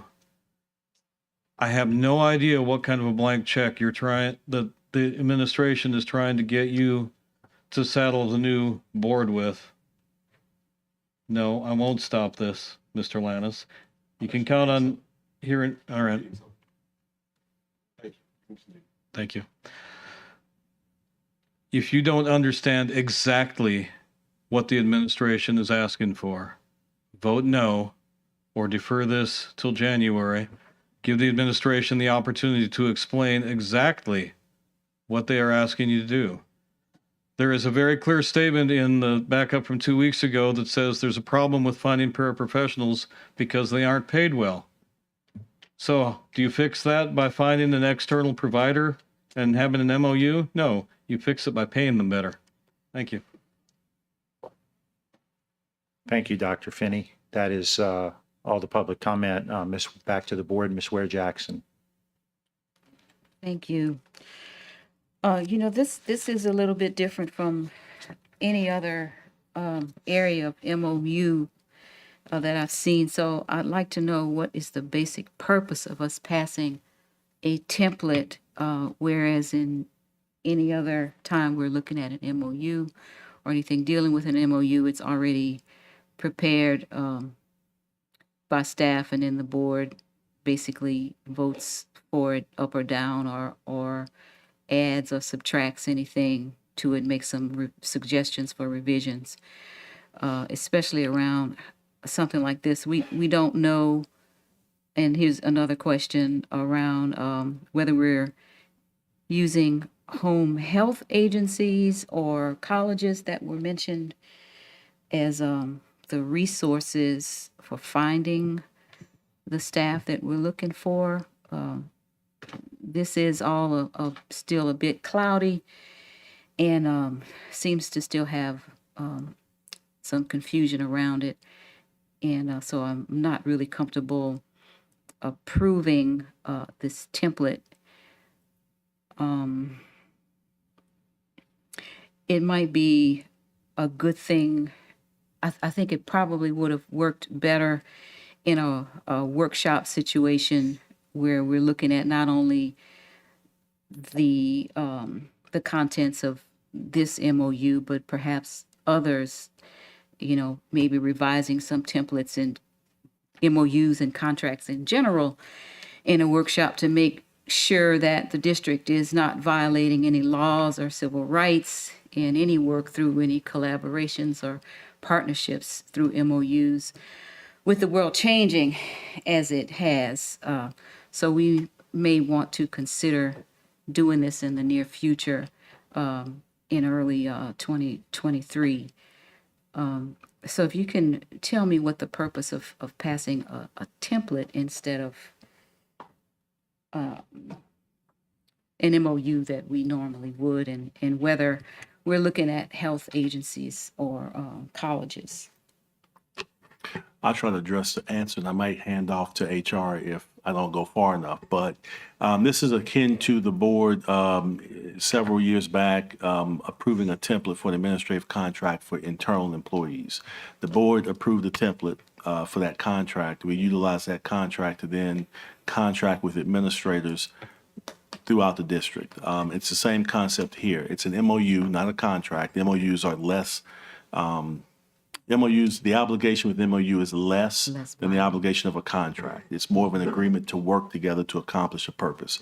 And so the board would be approving a template that HR and staff would be able to utilize with a variety of different entities to bring in individuals to fill those areas.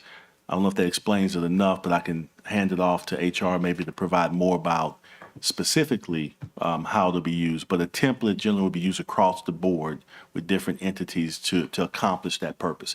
If the MOU is approved in a certain form, if it's changed significantly, it has to come back to the board in order for it to be approved. But if the board approves a template in a form and we use that form to its T, then we can use it in a flexible way. Hope that helps a little bit. Yeah, I guess the only area that's left is, you know, what entities we're talking about, what kinds of entities, whether we're looking at these home health agencies to find the staff or the colleges. You guys hear me? Oh, okay. So yes, the goal is to be competitive. The goal is to be the front and center of students who are leaving home health aid agencies. The problem that we're having and we're encountering is that we hire folks to come in. They have no idea the job that entails when it comes to being a paraprofessional, especially ESS paraprofessional. So we're having a deficit. I could hire 10 today and by tomorrow they're gone. It's because as soon as they get in, the work that they envision is not what it is. And the reason this came up, because I am a home health aide, certified home health aide in Connecticut. And I thought to myself, I know exactly what I'm going to get into once an agency called me to go in for a job. I know exactly what I'm getting into. So we were tapping into a marketplace that we had no business being into. So we need to be more intentional about what we're doing. So this is why this came up, was just to being more intentional and targeted and also to win. I'm just tired of getting the back end of the leftovers. I feel like once folks go through the program, they're trained. Once they come to EBR, we have our own internal training certification process, which we're developing with ESS and the students support specialists, right? So they're the ones that are coming together to make sure that we hire them, but we want them to be sustainable. We want them to stay with us. It's hard. The amount of money that we're paying in hiring and training and they go, we cannot recoup it. So we have to figure out a better way how to hire and retain good, talented individuals who want to do the work. In addition to that, we have a lot of child-specific paras who can come on board and they grow with the child. You know, just think about a child that starts from kindergarten and by the time they reach 6th grade, that child-specific para is gone, right? We have to figure out a way how to keep them on with our students along the way. So this came from a really good place of trying to make sure that we're sustainable and having some level of level footing because it's tiresome. It's tiresome of trying to recruit and they leave and recruit, we're doing something wrong. So this is just something else for us to figure out how can we maintain, retain, be attractive. Yes, we may not pay the best, but if we're being intentional about our recruitment efforts, I guarantee you that this would work. And there has been no commitment to any one facility. This is just a conversation. I am really trying to do the right thing. I'm making sure that I'm coming to the board to be transparent about whatever I'm trying to do. So I just want to make sure that this is as transparent as possible. Hopefully that answered your question without going too far down. Thanks, I appreciate it. Okay, thanks. The board is clear. Madam Secretary, please conduct the vote. Please vote.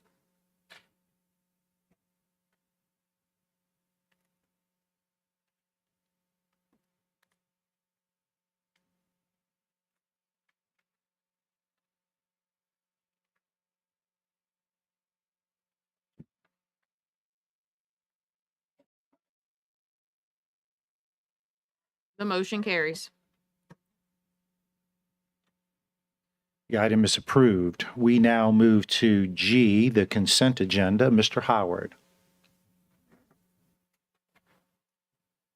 Consent vote. The following items are to be approved as part of the consent agenda and are considered to be routine and will be enacted with one motion. There will be no separate discussion of items unless a board member so requests, in which event this item will be removed from the consent agenda and considered as an item on the regular agenda for a separate vote preceding the last item on the regular agenda. 2. Naming of Tara High School softball field, the Barry Jackson Field. Consideration of a request to name the Tara High School softball field, the Barry Jackson Field. 3. Grant, Bill and Melinda Gates Foundation. Consideration of a request for the approval of the Bill and Melinda Gates Foundation R&D partnerships for the Math Equity Grant in the amount of $3,499,026 to provide K through 8th grade research partnership with Dreambox Learning and LSU Social Research and Evaluation Center to increase student math performance and related matters. The strategic alignment is student achievement. Number 4, part-time bus operator pay increase.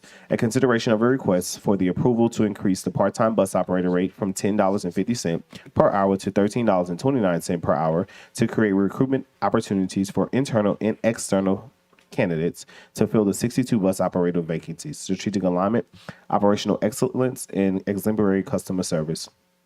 5, transportation software RFP selection.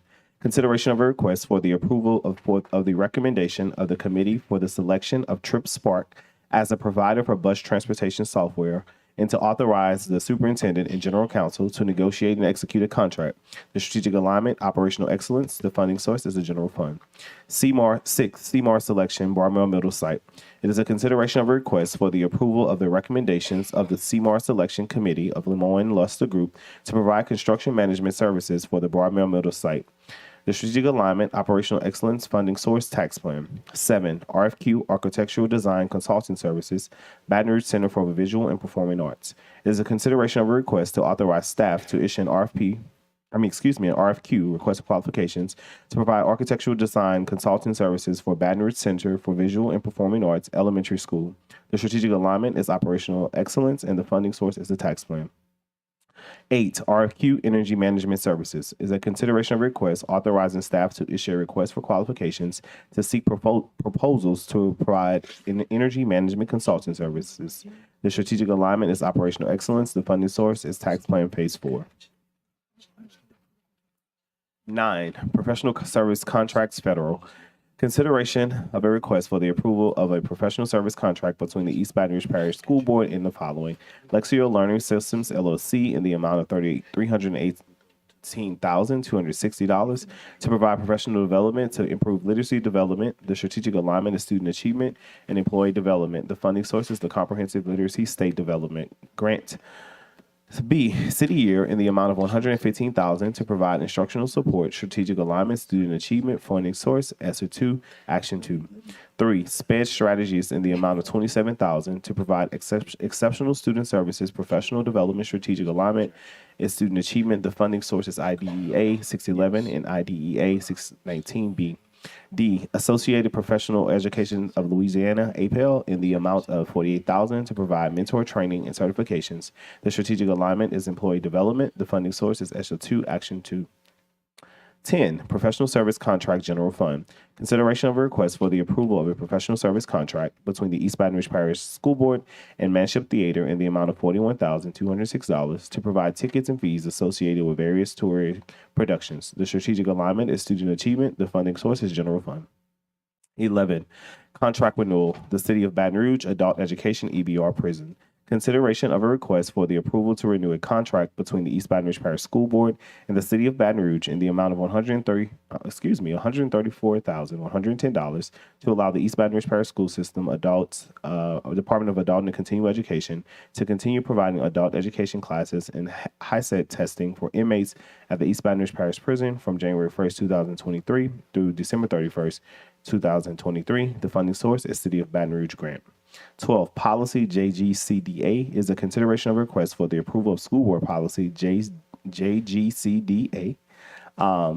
13, litigation, consideration of a request for the approval of the recommendations from Gwen Shamlin, General Counsel, East Baton Rouge Parish School Board, in the matters of Renisha Sims versus East Baton Rouge Parish School Board and Tracy Martin, docket number 679, 822, 19J to C, East Baton Rouge Parish, Louisiana, and to provide for related matters. I so move.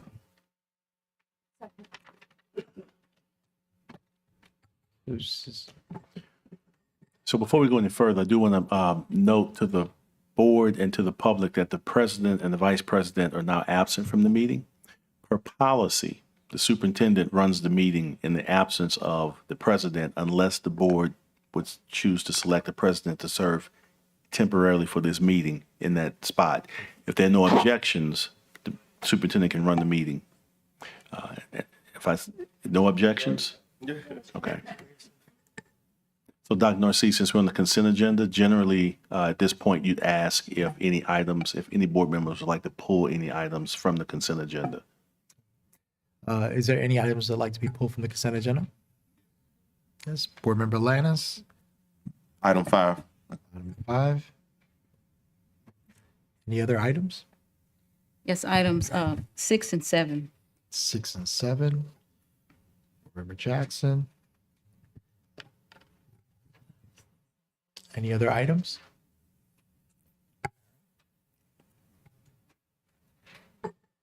So on the consent agenda, you go to the board first for comment.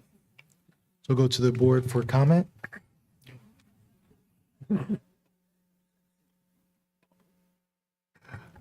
No comment from the board?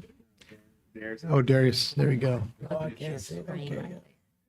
Board Member Lannis?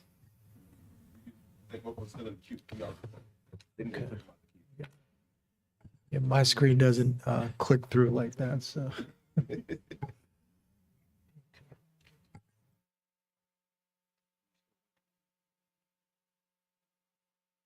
All right, Board Member Jackson?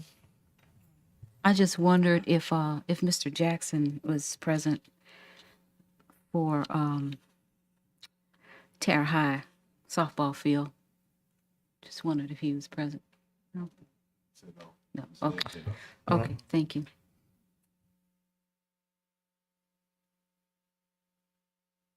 Okay. All right, no more comment from the board. Now we'll go to the public on the consent agenda. And Dr. James Finney.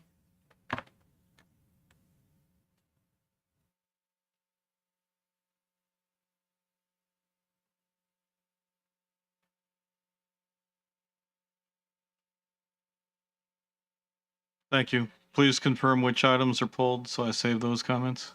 Item 5, 6, and 7. Thank you. With respect to all the items, I would hope that the three of you that will still be on the board next month would quit sending things through from the committee of the whole to the regular board meeting that are not absolutely, completely, thoroughly explained and justified by the administration. The two other items that I would have wished had been pulled are number 9, the federal contracts, because eventually all the ESSER money will be gone with nothing to show for it. And item number 10, subsidizing the Manship Theater. I think that's going backwards. I think if we're going to have to, from the general fund, pay for kids to go to concerts, then we probably don't need to be paying the executive director of the Foundation for EBR students. And if you take that $95,000 plus benefits and take the $40,000 that you're going to use to buy tickets, you could buy the full-time professional services, the $100,000 of 2 or 3 more art or music teachers, and I think that would be a better use of money. So I wish 9 and 10 had been pulled.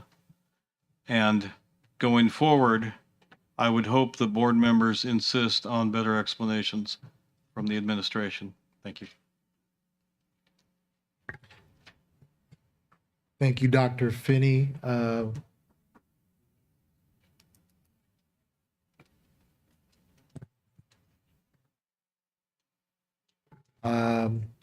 We have now Miss Tebby Jackson. No,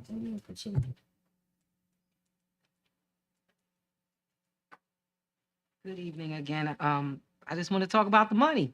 The bus driver. It's great that it's an increase. Anyone getting extra money is wonderful because, again, I've been here that long without a pay raise.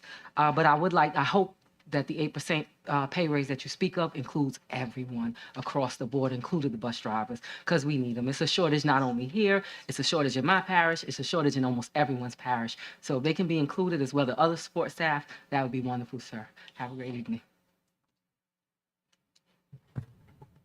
All right, no other public comments. Now back to the board.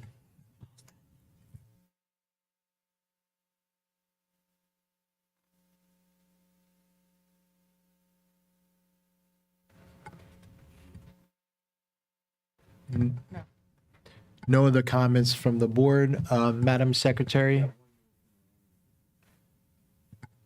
we have a card for that? Yeah.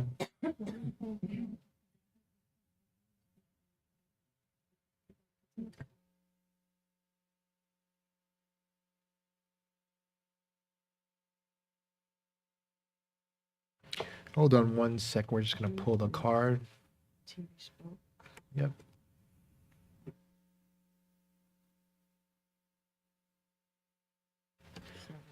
Okay, hold on one second. Anyone wants to speak on No. 9? He's already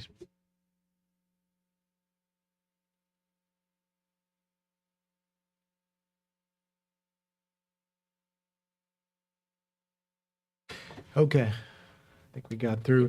There's no other public comments. All right, now back to the board. No comment from the board. Madam Secretary, please call the vote. Please vote.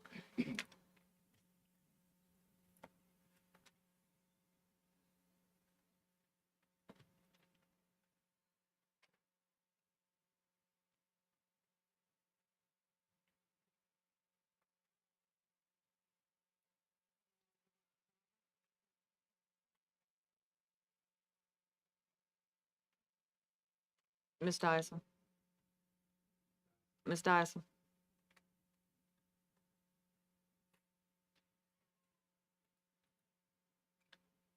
The motion carries. Okay, now to item 5, G5 on the consent agenda, transportation software RFP selection. Consideration of a request for the approval of the recommendation of the committee for the selection of TripSpark as the provider for bus transportation software and to authorize the superintendent and general counsel to negotiate and execute a contract, strategic alignment, operational excellence, funding source, general fund. Moved by Board Member Bernard, second by Board Member Dyson. Board Member Lannis. Thank you, Board President Narcisse. My question is, Ms. Spalding in the room?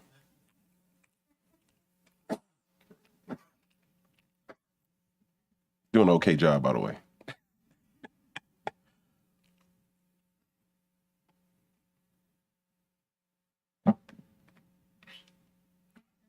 Yes, ma'am. Can you explain the software change while we're making this switch right now?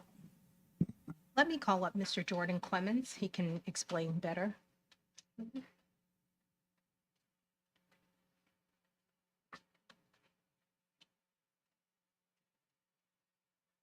Good evening. Thank you.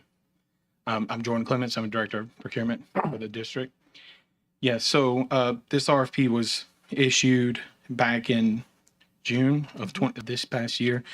So the reason for the change is the software that was being utilized has been utilized for 15 to 20 years, 15 plus years. So the district decided, and transportation department decided to see what was out there, to see if there was what options were available to the district that could enhance our software. Okay, I guess my question is, what makes this software better than the one we're currently using?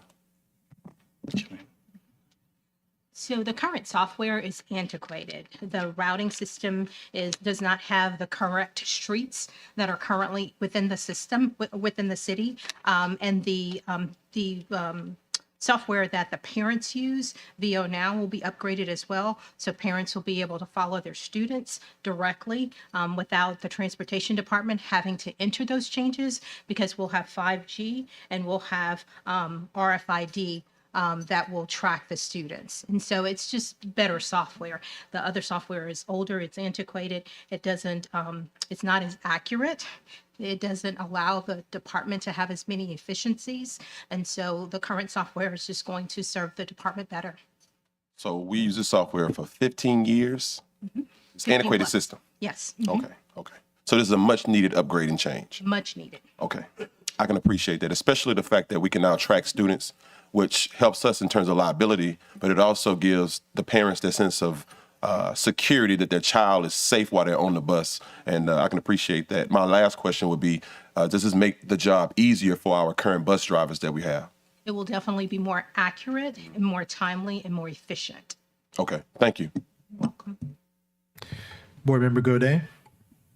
Thank you, Superintendent Narcisse. I just also wanted to point out, because we went into pretty deep discussion of this at the Committee of the Whole, this software will also tie into the current software we're implementing on HR and finance and procurement and things like that. So they will be interfaces that will go from this software to the other. So while it's not totally integrated into it, it does have the capability to pass information back and forth between those. So I think this is a much needed upgrade, something we should have done years ago. But quite honestly, because we're upgrading all of our other systems, this is a perfect time to do it. So thank you very much. Board Member Jackson. Does the software have any effect on the transfer system or the transfer routes and the timing of getting kids from home to school in a hopefully positive manner? So as the routing will be more accurate, there will be more efficiencies and timelines to create the routes. And the goal of the Transportation Department next year is to move forward with removing the remainder of elementary transfer students there. But the efficiencies are part of the routing system. Okay. Thank you. Okay. No more comments from the board. Back to the public. Dr. James Finney.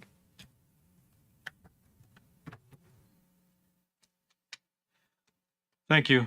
An upgrade in software is certainly necessary because it will remove an excuse that the system has had for not having an efficient transportation system. However, it's not sufficient.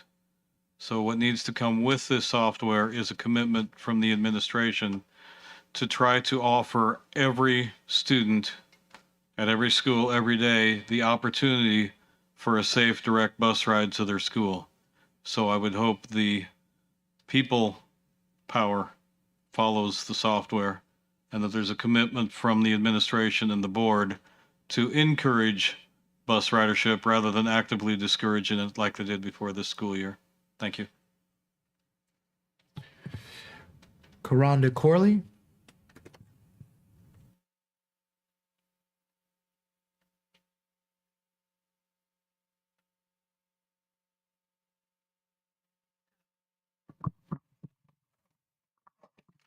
Good afternoon, Karonda Corley, Corinth Corley, parent and the child is a self-advocate in training. I'm speaking for this. Y'all know I don't normally speak for something. So see, Board Member Landis, y'all got to be appreciative of this.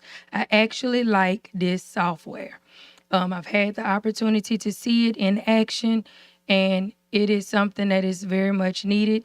Today, I actually saw the bus drivers do an amazing job, and this software actually helps them because it allows transportation to be able to see if a bus is late, where exactly is that bus, how long it would take that bus to arrive at the school destination. So give an example like traffic is hectic trying to get to this building, but let's say we had the students on the bus and they were supposed to be here 30 minutes ago and they're not here.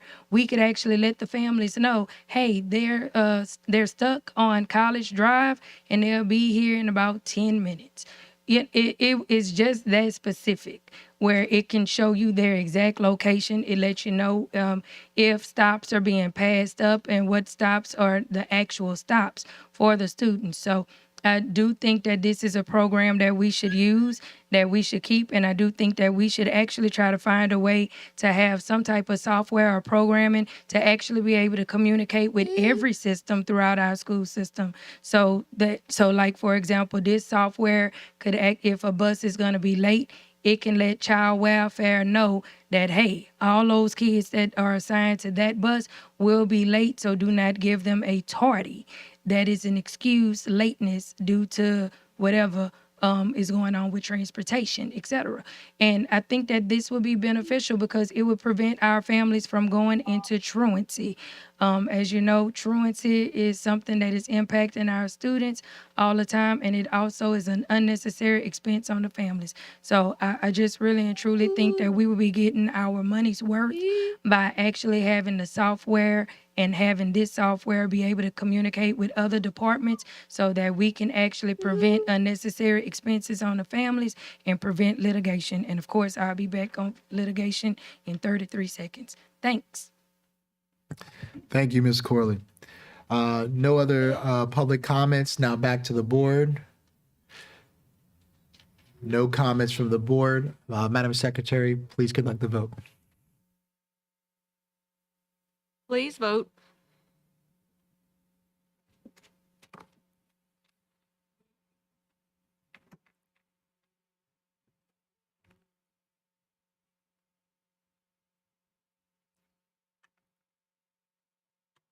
The motion carries. Item G6, CMAR Selection Broadmoor Middle Site. Consideration of request for the approval of the recommendation of the CMAR Selection Committee of Lemoyne Luster Group to provide construction management services for the Broadmoor Middle Site, Broadmoor Conservatory, strategic alignment, operational excellence, funding source, tax plan. Board Member Lannis. Second, Board Member Baloo. Comments from the board. Board Member Jackson. Thank you, Dr. Narcisse. A couple of questions just for public clarity around this school. This is the Arts Conservatory, and the grade configuration is 612, right? Yes? That is correct. And what is the budget for completion and according to the tax plan, and what are the plans to help supplement the budget to produce a school, a quality arts conservatory with consideration of the effects of inflation? If we can get Ms. Judith Anderson, Ms. Randy Morales, please come on up.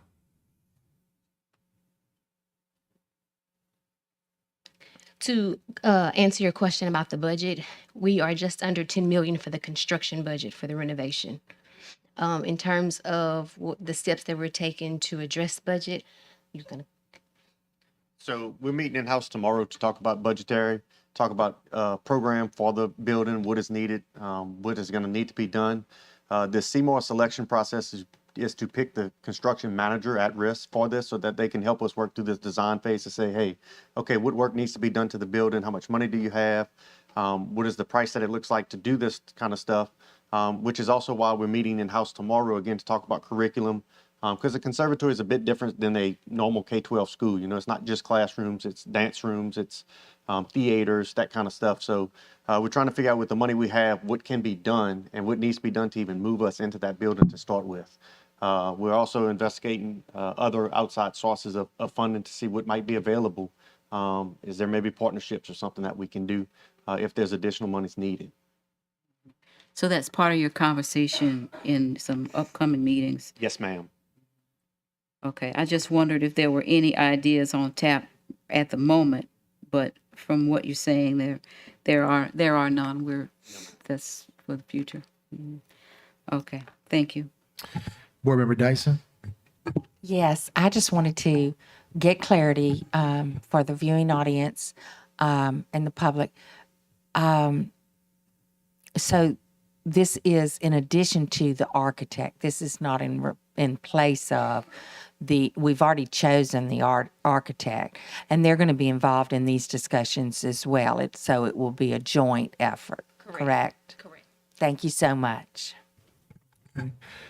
No other comments from the board. Now to the public. Dr. James Finney.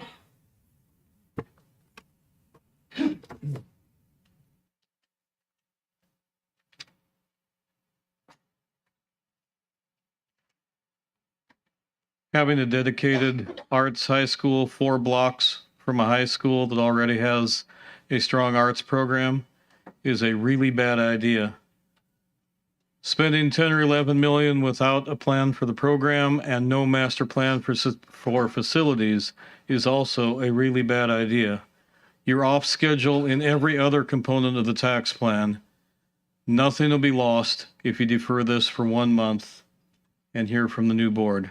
So I would strongly encourage you to defer this item for at least 1 full month. Thank you. No other comments from the public. Now back to the board. No comments from the board. Madam Secretary, please conduct the vote.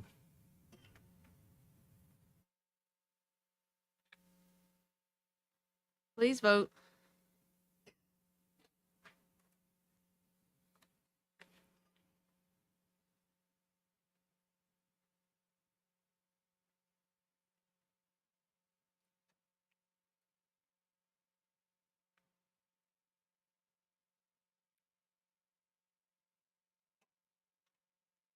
The motion carries. Item G7, RFQ Architectural Design Consulting Services, Baton Rouge Center for Visual and Performing Arts. Consideration of a request to authorize staff to issue an RFQ, request for qualifications, to provide architectural design consulting services for Baton Rouge Center for Visual and Performing Arts Elementary School, Strategic Alignment, Operational Excellence, Funding Source, Tax Plan. Ms. Bernard, second, Board Member Jackson. Comment from the board. Board Member Jackson. Thank you, Dr. Narcisse. The public is so excited about this project, about Baton Rouge Center for Visual and Performing Arts.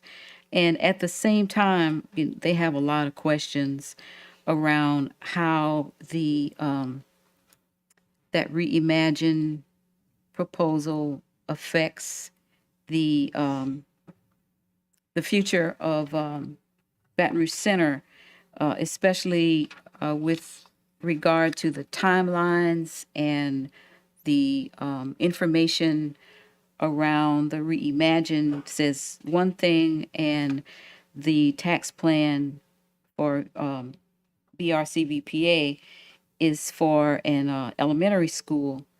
So I would like some clarity for the public's sake and the board as well around the different things that we heard from the committee of the whole as far as grade configuration and information that I received earlier today around the Reimagine proposal and the timelines on that, and also, whether we have we have the foresight for the teachers that are going to be needed with the teacher shortage, especially arts teachers. I know some of them are reassigned to different jobs instead of their usual arts teaching.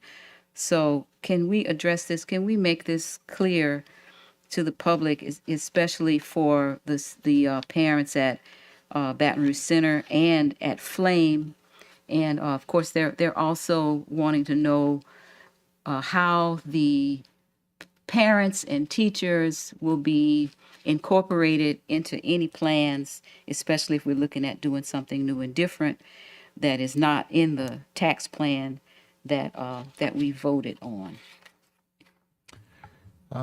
If I can get Ms. Spalding and Ms. Smith, if you can come up.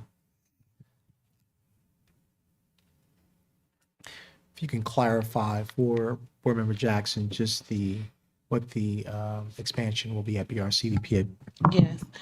Good evening, board members. So earlier today, we received an email from Board Member Jackson and some other community members. And the question that was posed in that email was pertaining to a statement that was made at the COW about the modification to the grant application for both BRCPA as well as Baton Rouge Flame.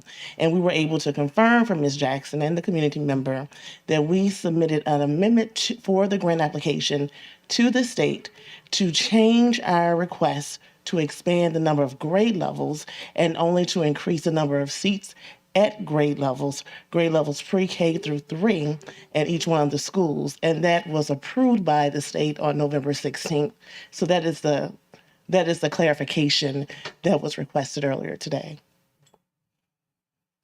How about the inclusion of parents and or teachers in any of the planning for expansion? And even if we expand wide, which is a wonderful thing because that is what people were asking for initially when we first started talking about Reimagine, was that there's such a demand for the present seats there. Even in an expansion that way, where will the funding come from with regard to what's in the budget and the tax plan and what we're looking at with regard to inflation with the rising costs and then adding more seats? Is there a plan for supplementing that budget when it comes down to the expansion of more classrooms at BRCVPA and at Flame? Well, as you may recall, with the presentation from the consultants from LDOE, they explained to this board that there are 2 phases to the Reimagine grant. The first phase is a planning phase, and that's the phase that we're currently in.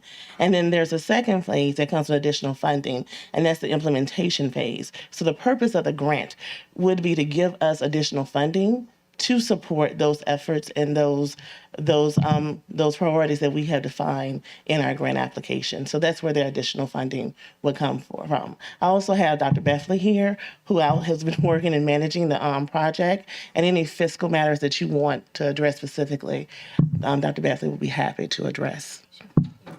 Yes, from what I understand, Board Member Jackson, you're out of time. Yeah. Well, thank you. So, any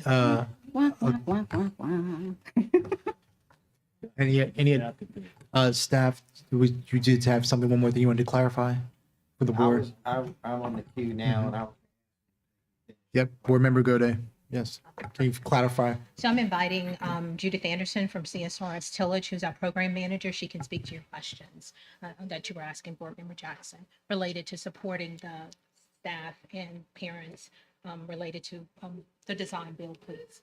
Yes, we will.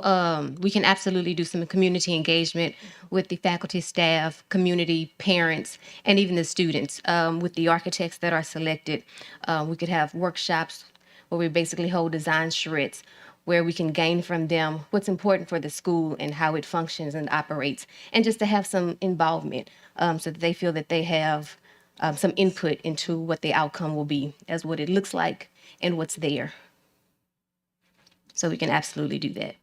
Thank you. That's very important. They'll be looking for that. Thank you. All All right, no more comments from the board. Now we go to the public. Dr. James Finney.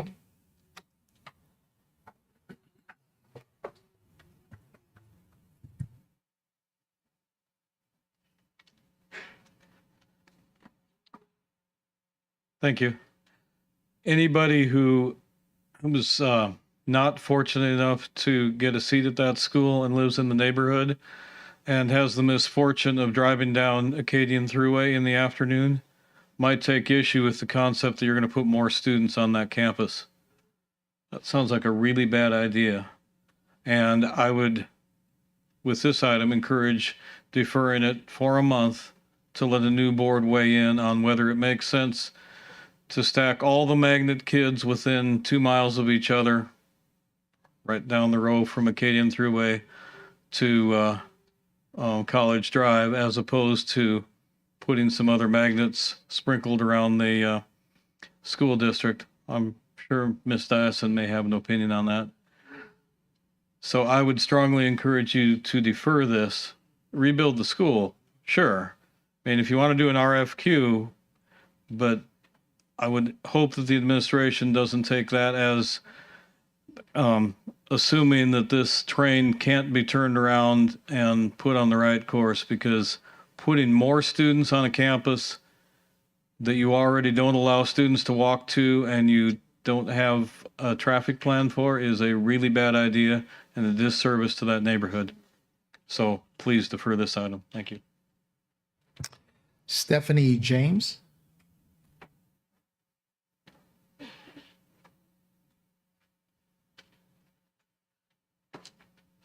Hello, I'm Stephanie James. I serve as the PTO president at BRCVPA. We are elated that this is coming to fruition. It's been a long time coming, but we just wanted to come on behalf of the students, parents, and teachers to say that we want to make sure that there's transparency and collaboration in the plans that go forward. And then also that I know that this is only our RFQ to select an architect or what have you, but we want to come on the forefront to also say that there's no way that you can kind of plan for the infrastructure improvements that are going to happen without also having some type of plan of what's going to happen with the Reimagine grant. So far, and I did hear the representatives say that they will do, community meetings and charrettes and things like that. But to date, none of that has happened with parents, and that is a little disheartening. So we do want to say here publicly that we do expect, again, transparency and collaboration in the path forward. Thank you. Karan Corley.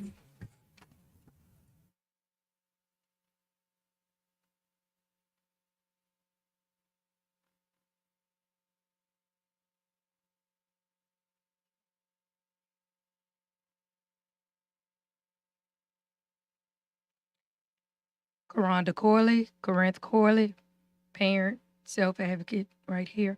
Okay, so the contract for the agriculture design. I do believe that we need to choose a company that is going to make sure that we build a school that is in American Disability Act compliance.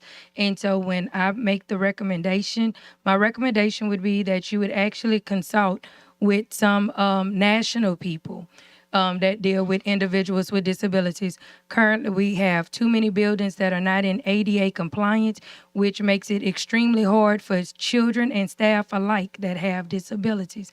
I know I use I use this room a lot because it's newly renovated, but I'm gonna use another building that we spent a lot of money to build, and that is Broadmoor Elementary. We used to the tune of $30 million to build a school that is not in ADA compliance. Let me give you an example. When you go to a hospital or to a doctor's office or to the mall, to state buildings, you can press a button that actually makes the door open. You don't have that at Broadmoor Elementary, yet Broadmoor Elementary has classrooms for children with autism, children with developmental disabilities, children, well, they don't have severe profile. Y'all bust them to Jefferson Terrace, but that's a different story. but it's not in ADA compliance. And that's problematic because now you have children that have orthopedic impairments, wheelchairs, etc., that cannot matriculate into the building safely. Now, I'm not sure if anyone of you have spoken with any attorneys besides Mr. Shamlin, because I know Mr. Shamlin can tell y'all as well. But when it comes to ADA, we don't have to sue the board. Collectively, we can sue the board members individually behind ADA. ADA does allow us to sue for things that does not comply with our children's IEP or don't necessarily have anything to do with education. That falls under Title II. So I do think that we need to be very prudent about what company or what entity we do choose to make sure that it is equitable and equally able to be accessed by our individuals, whether they are abled or disabled. And that would allow us to actually be in compliance with making sure every student every day can have access to appropriate education. Thank you. Thank you, Ms. Corley. No additional comments from the public. Now back to the board. Board Member Jackson. Couple more questions around the, I know we don't have our district-wide plan, so we don't know exactly what the demographics says for needs. But we do know that there is a demand, always a demand at BRCVPA and at Flame. However, from what I understand, the Reimagine funds can't be used for capital projects, can't be used for construction. So we'll need to keep that in mind. And also around, let me see, what's the question around the temporary location? There has been questions around whether students will need to be located at a temporary site during the construction of BRCVPA. Flame has no problem because everything is already on site for that expansion. But what about that question around the location for those students at BRCVPA? Do we have a temporary, a swing space? Will they need to be moved to a swing space? Ms. Scott Spaulding.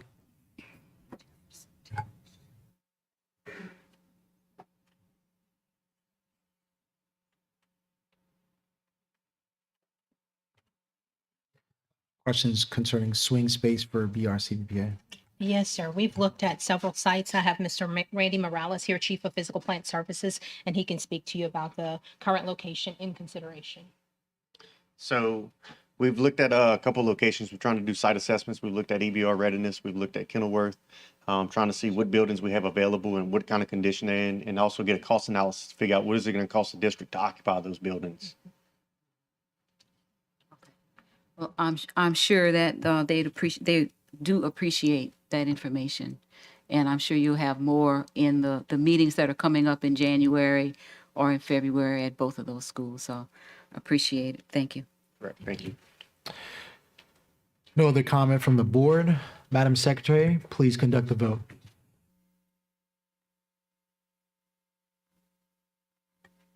Please vote.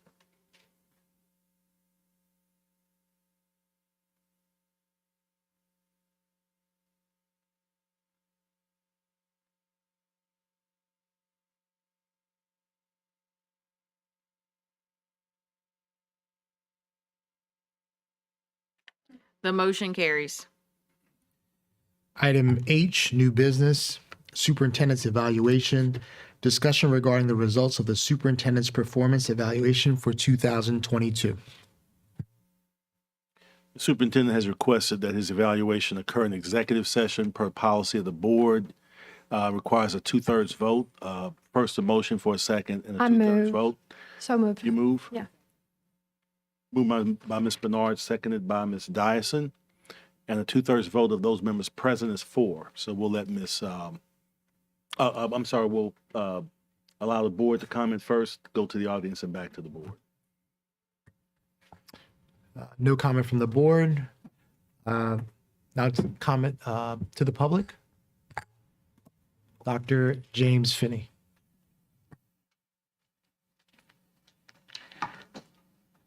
Thank you. I think an executive session would be most unfortunate.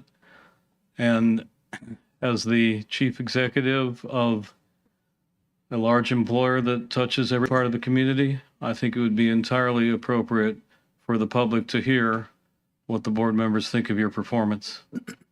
So I would encourage several of you to vote against the idea of doing this in executive session. Thank you.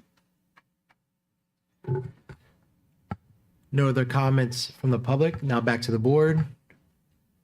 No other comments from the board. Madam Secretary, please conduct the vote.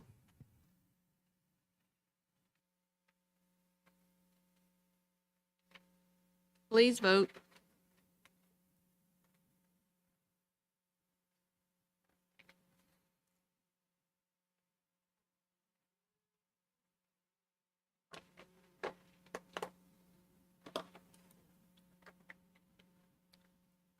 The motion carries.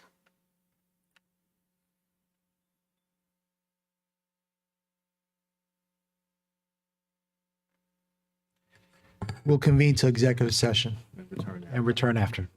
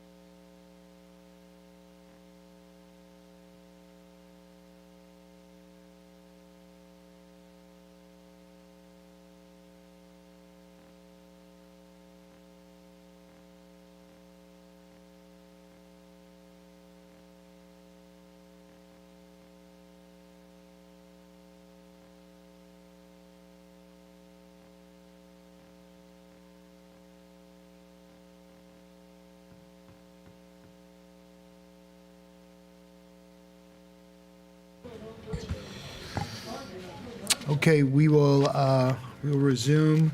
We will now move to item H2, Capital High School Resolution.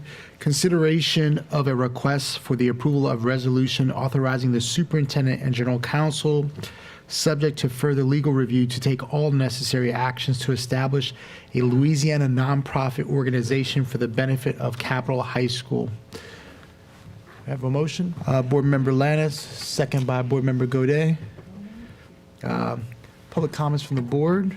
I have a question, Superintendent. I think it's really important that the appointments for the board be made by the superintendent, to just make it as neutral as possible. And so I would wonder if the maker and the second would accept that as a friendly, that the board or council for this school be appointed by the superintendent. Just to kind of remove it from any sort of, influence of any kind. Thanks so much. That's great. Okay. Shamlin, just make sure for the language. Do you have some language for the board? Yes. And you call me Board Member Shamlin. I mean, but sorry, I will, Councilman Sham, General Counsel Sham. Not close. Give me just a second. I'll make a recommendation. So it's a friendly amendment to allow the superintendent to appoint the nonprofit board for Capital High School. Is the addition of the language. Yeah, so the item would read, Ms. Armand would read, consideration of a request for the approval of a resolution authorizing the superintendent and general counsel, subject to further legal review, to take all necessary actions to establish a Louisiana nonprofit organization for the benefit of Capital High School, and to authorize the superintendent to appoint board members for that nonprofit. To appoint members of that board Members of the board. in accordance with state law, so that there's no conflict of interest, and that if they would have to do any sort of ethics training, or, what I'm saying, Mr. Shamlin? Okay, thank you. Ms. Armand, do you have that?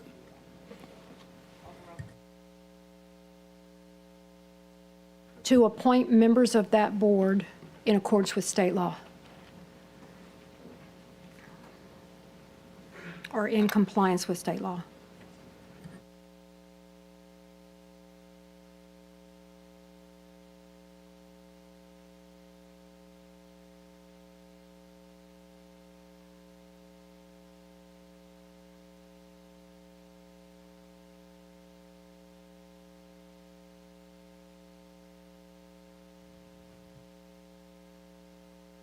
So do we have the language correct for that? Yes.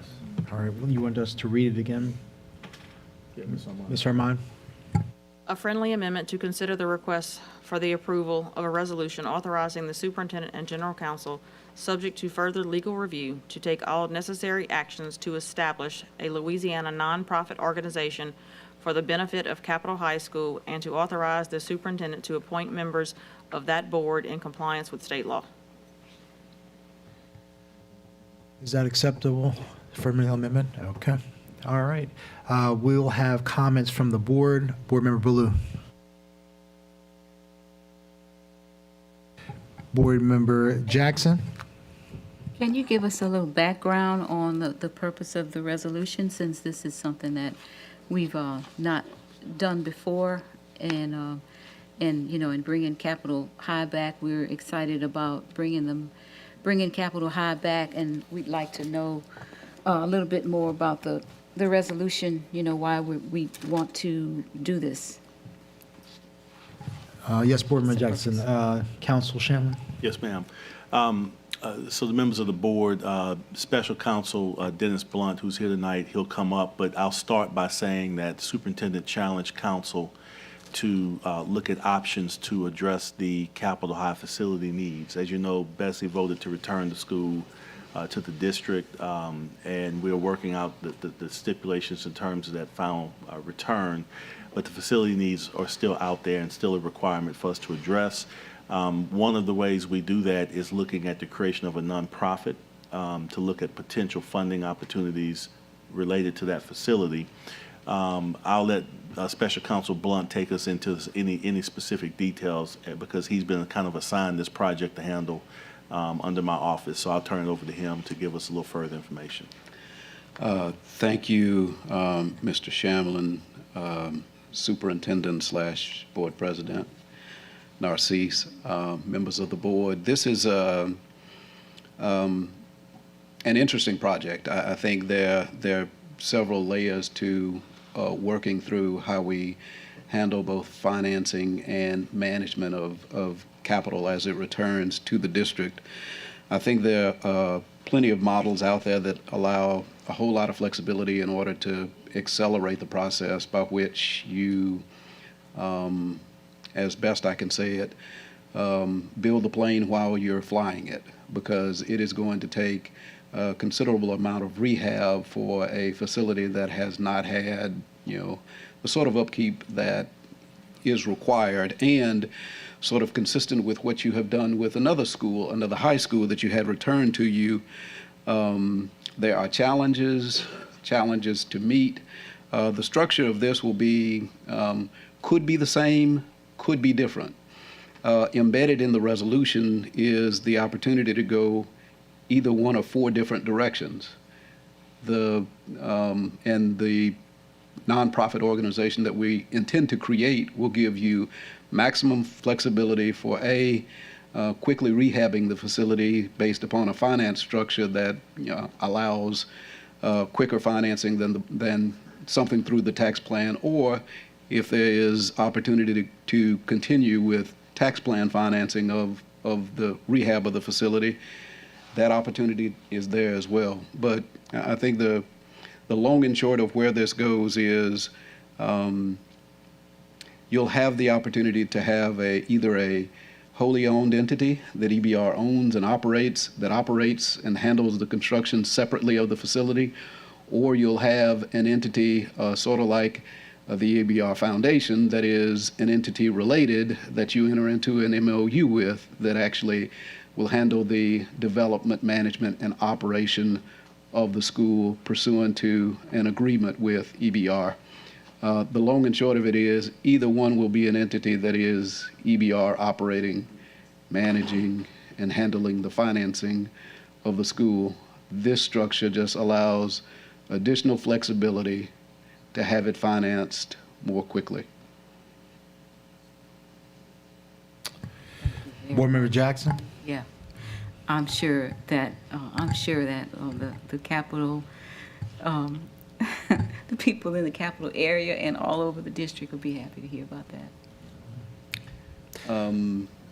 There are To challenges, hear but I details, I genuinely that much believe we detail can meet is them. very important, because there's really nothing here that's telling us anything, except that they would be looking at managing and operating. But when you start talking about the nitty-gritty, we're looking at how we are going to improve that school campus. That's a big piece that's on everybody's mind. This structure, I don't think would be is really necessitated by the financing challenge. And absent the financing challenge, I don't think you would have to go through some of these hoops.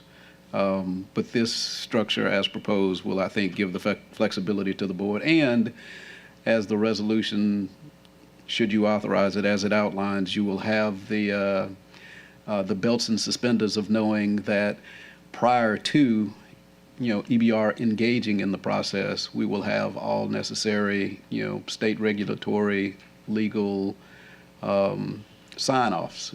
So you won't have to worry about the notion of having engaged in something and then finding out that you've gone left and should have gone right. So that's embedded within the resolution as well. Thank you. Thank you. Board Member Lannis? Thank you, Mr. Superintendent. Attorney Dennis Blunt, I haven't seen you in a few years, huh? But no, seriously, I like this idea for 2 primary reasons. One, the money side.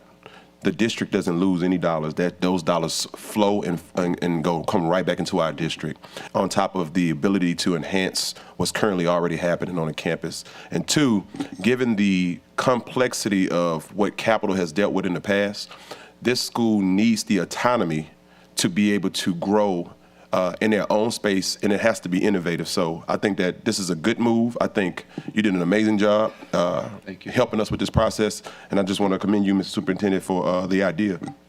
Thank you. If I could add one thing that I should have mentioned before I made a single comment with regard to capital, I would like for the 3 board members who are here remaining that will not be carrying forward into 2023. It has been a pleasure to serve you, and I thank you for your service to this community. Board Member Dyson?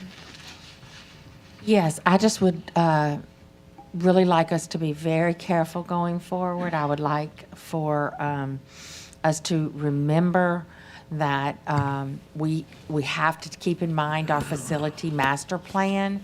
That plan is going to hopefully right away in the first quarter help us with some efficiencies across the district.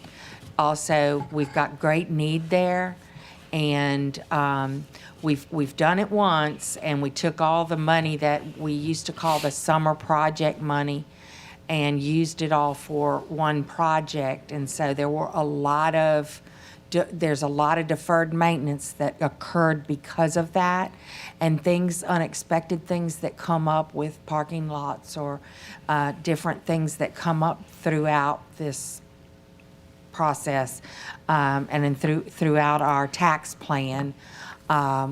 We just really have to be very careful, because as I've always said, there is always both a Peter and a Paul. And we can't neglect deferred maintenance any longer. And so we need those dollars because we always budget high on projects and things for the tax plan, and allow for some extra dollars that help us with that deferred maintenance. And we've not done that as of late. And I strongly believe we've got to get back doing that at the very least. Thank you. Board Member Howard? Thank you, President, Superintendent Narcisse. So I think for me, I first of all, this has been a long-awaited process. Since my very first meeting on the school board, we've been talking about Capitol High School. So to be in my final meeting and to finally see some continuous resolve with the school, I think it's to applaud all of the people who've put these things into place. I think my question, or just point of clarity, is while Dr. Narcisse, I know that you understand the benefit of bringing capital back to our district, and I think that you get the idea of the importance of this school to the community. The language of the resolution allows for the superintendent to have a lot of discretionary power. So today, it's great. You're here, you understand. In the future, if something was to happen and there's another superintendent who may not be so great or not, have the understanding of the school, I would just caution the remaining board members to take a look at what that means for the school. Because I think about some boards now in the community that are led by governors and individuals, and as the governors and leadership change, it's always like a pause to see what could be the difference or what could be the shift. And so, as you guys consider that, I would just love to know some clarity around how it becomes a superintendent's decision and not a board decision to decide the board, et cetera. If you can just provide clarity on that, would be helpful for me and also for the, remaining board. Thank you. Thank you, Board Member Howard. So the goal that I have specifically for this is to, as soon if the board accepts that I appoint, I will. My goal is to move in creating that board to help with the governance structure of the school. And a part of that governance structure that's important for me is that not only that it includes industry partners, but also community-based folks from that community to be a part of that. as well as part of EBR staff and other entities, where they are able to make decisions on the structure and governance of that school as they would support the school leader, staff, and those pieces. So that is where the appointment would be for there. No, I 100% understand the appointment process and what the structure that those folks will have. I would just caution the remaining board members to keep a heavy eye. If there is a shift in leadership on what that could potentially mean for the board remaining in as they if this is the model that we go with, that board would still exist way past you, and Yes. Capitol High School will still be here way past you. And so having that at least nugget in your mind to know that like there could be something that you want to amend to this resolution to ensure that the quality and the sustainability of the school lasts past the superintendent is what my concern is. So thank you guys for that. Thank you, Board Member Howard. Okay, thank you, Attorney Blunt. Now to the public comments to the audience. We will go to Dr. Tony Jones.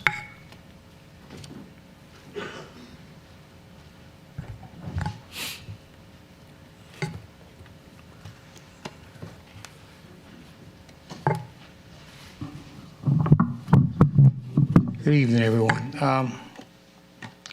I am a 1977 graduate, and I've seen the school at its high level, at its best, and I've seen it appear to be a restroom where paid as well as elected politicians go to relieve themselves. I am grateful for Betsy. I'm grateful to this board that you saw the garden that it used to be, that you're choosing to sow seeds and to grow something better. So I represent United Faith Leaders, a group of 231 entities of ministries, ministers, pastors, CEOs, and I sent letters out to them. I sent a letter out to you all today. I implore you, keep doing what you're doing. There's a garden there. All it needs is the seeds. Thank you. Thank you, Dr. Jones. Karonda Corley.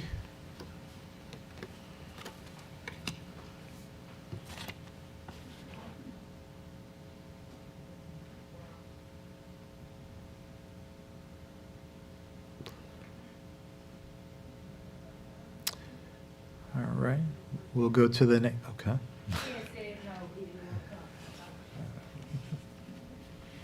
Sometimes your self-advocate decides that they don't feel like advocating. So, you got to kind of respect their wishes at times. But Capitol High School, I am so happy, especially after speaking with my city council member, Mr. Dunn, about all of the things that they worked out as it relates to this resolution. I'm extremely happy that Capitol High is coming back, and I can't say enough about Capitol High and how much it means to the staff and to that community. Now, what I would hope that y'all would consider is on that steering committee, if you can gladly add me, because you're going to need somebody that know about disabilities and all that disability law, and I can definitely help y'all out in that area. But I do hope that y'all really and truly work hard to make sure that Capitol High allow the students to go back to being able to do internships at Louisiana Workforce Commission. That was something that actually helped a lot of the students there, and it actually gave them meaningful employment after they graduated from high school. So I think that that's something that we really should look at, and not just for Capitol High, but for all of our high schools, with actually doing a partnership with City Council, and with other state agencies to allow them to actually be able to do that. I know Department of Transportation actually offers that program. I could definitely give you that connection later. But Capitol High should definitely return, and I really hope that y'all make it your make it a really great Christmas gift to make sure that all of the neighborhood kids can return to that. And I know that we're doing the sustainable community school model. I think that if we allow the kids from Capitol Elementary go to Capitol Middle and be able to go to Capitol High School, as well as allow the children from Park Elementary be able to go to Capitol High School. I think that that would be the greatest thing in the world, because that would be a real, true, sustainable community school model. Thank you. Thank you, Dr. Thank you, Ms. Corley. Dr. James Finney.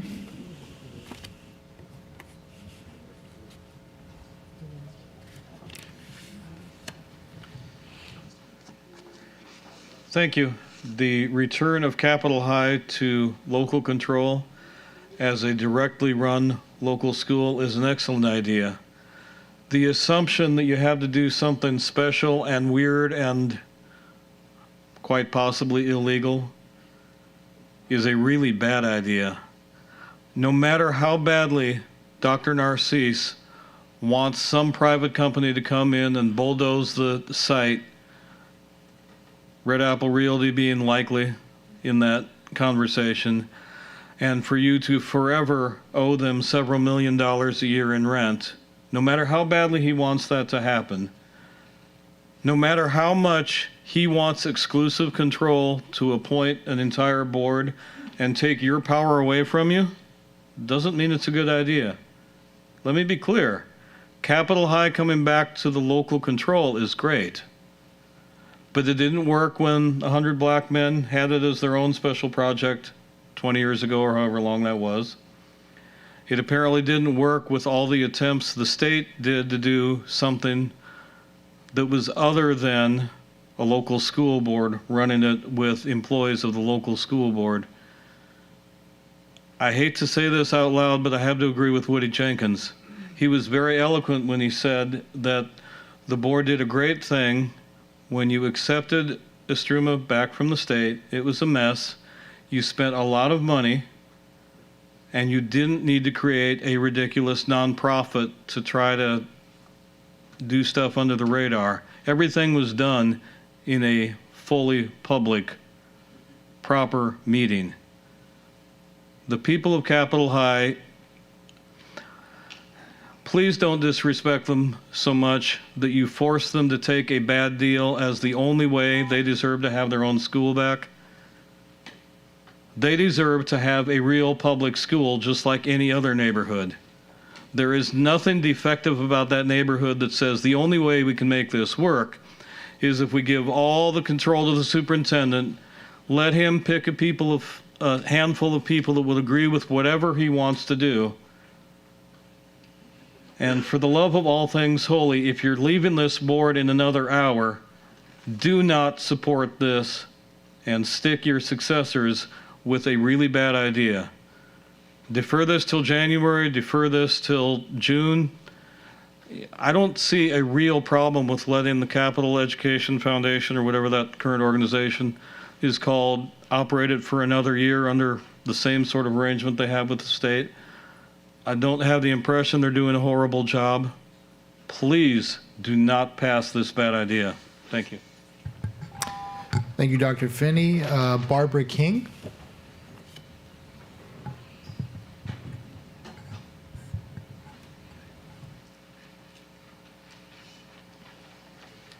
Good afternoon.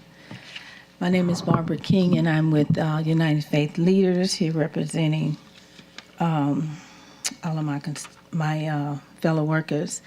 I am not a graduate of Capitol High, but I have siblings and family members that are. I'm a graduate of Baton Rouge High. So I do appreciate all the consideration that is going into bringing the school back, and I do support this resolution. Thank you very much. Miss Shaquita Tatum Brown.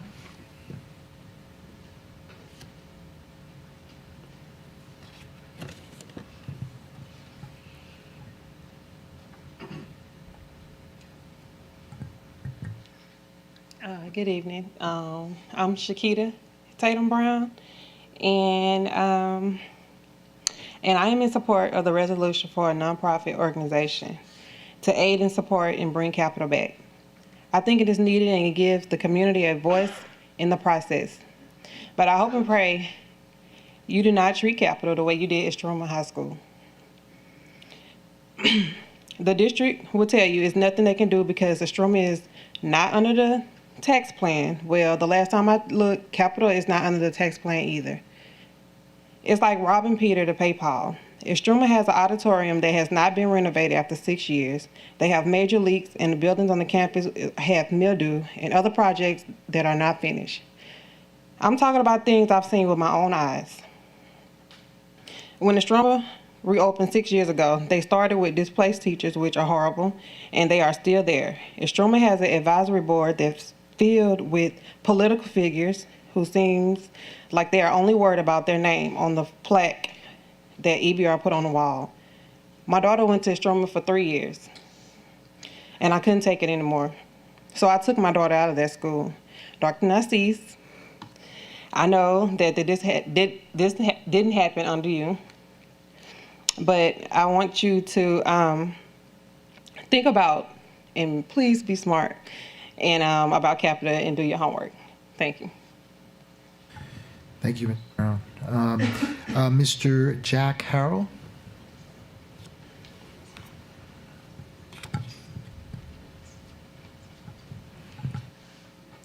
Hello, my name is Jack Harrell. I'm a 1981 graduate of Capitol High School, and I'm a 1977 graduate of Park Elementary. I'm fully for the FOCUS program, and I support the resolution. And what I didn't hear, I heard a couple of people before me say the word steering committee. It's my understanding that this resolution is tied to possibly creating a steering committee. I could be wrong, but that's what I'm thinking. And I know that the council came up here and he spoke on the situation financially because of the pluses that the steering committee would provide with that. Well, my emphasis on the steering committee is on the academic side. To me, that's the strength. That's, to me, my strength of the steering committee. So whatever members get picked, we know that Capital scores are slowly coming up, and I do believe that if we put more emphasis on the academic side of the steering committee, that's really what it's about. And to one of the speakers before, the Capital people, we can speak for ourselves. We don't have nothing ran down our throat. And I support you 100%, Dr. Narcisse, and I support everybody up here, so that's it. Thank you, Mr. Harrell. Dr. LaFonda Hurd.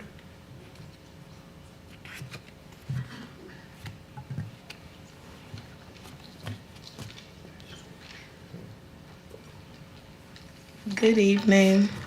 I am Dr. LaFonda Hurd, founder of On the Move for Christ Faith Ministry and a United Faith leader. Y'all know that this is near and dear to my heart because I too lost my high school. So I just wanted to say that I am in support. I thank you so much, Dr. Narcisse, for the proposal. I think the nonprofit is a great idea. I know everybody trying to shut it down, but and I heard somebody say something to the effect of it being not being under the microscope. But if you know anything about nonprofits, and because I have one myself, we are very much under the microscope when it comes to financing, okay? So it's nothing that he's going to be able to pull the rug over your eyes with the nonprofit organization. Let me just make that clear, having a nonprofit organization of my own. Okay? Thank y'all so much for your time. And I pray that as we have sown this seed, that we can continue to water it until it grows to fruition. Y'all be blessed. Our last card I want to, we have Councilman Cleve Dunn that's here, who is a Capital alumni as well. Councilman, thank you for coming to our board meeting. Good evening. I'm actually here in my capacity as the Capital High School Alumni Association president, and I firmly support this resolution. What I heard Attorney Blunt say and what has been presented to us is this resolution gives us options on financing, options to appoint a board to oversee the operations of the school, the curriculum, and things of that nature. Not once did I hear anyone present or say that a decision will be made on X, Y, or Z. What I like about this, it gives us options. Many of us have been advocating for the return of capital for quite some time. Board members, members of the community, Bessie board members, and individuals that live in and around the school. And we've been in a situation, if you speak about the tax and deferred maintenance and things of that nature, a back and forth between our local district and the state of who's been responsible for this upkeep. And the facility is in a bad place. And we need options. We need all the options possible because of the challenges that we've had. I receive and listen to all that has been presented here tonight at Bessie, in the public, and we take all those things under consideration. We don't really take anything off the table right now. We want to evaluate, scrutinize, and look at all options that we can bring our school back and return it back to glory. We want to thank Dr. Narcisse for coming to the Alumni Association meetings, making a commitment to our community, making a commitment to our alumni that he will return to school, and most importantly, having us and the community be a part of the conversation. When the plan was originally presented to us, it was presented one way. But due to feedback from the CEF folks, Bessie, EBR members, and the community, the plan evolved.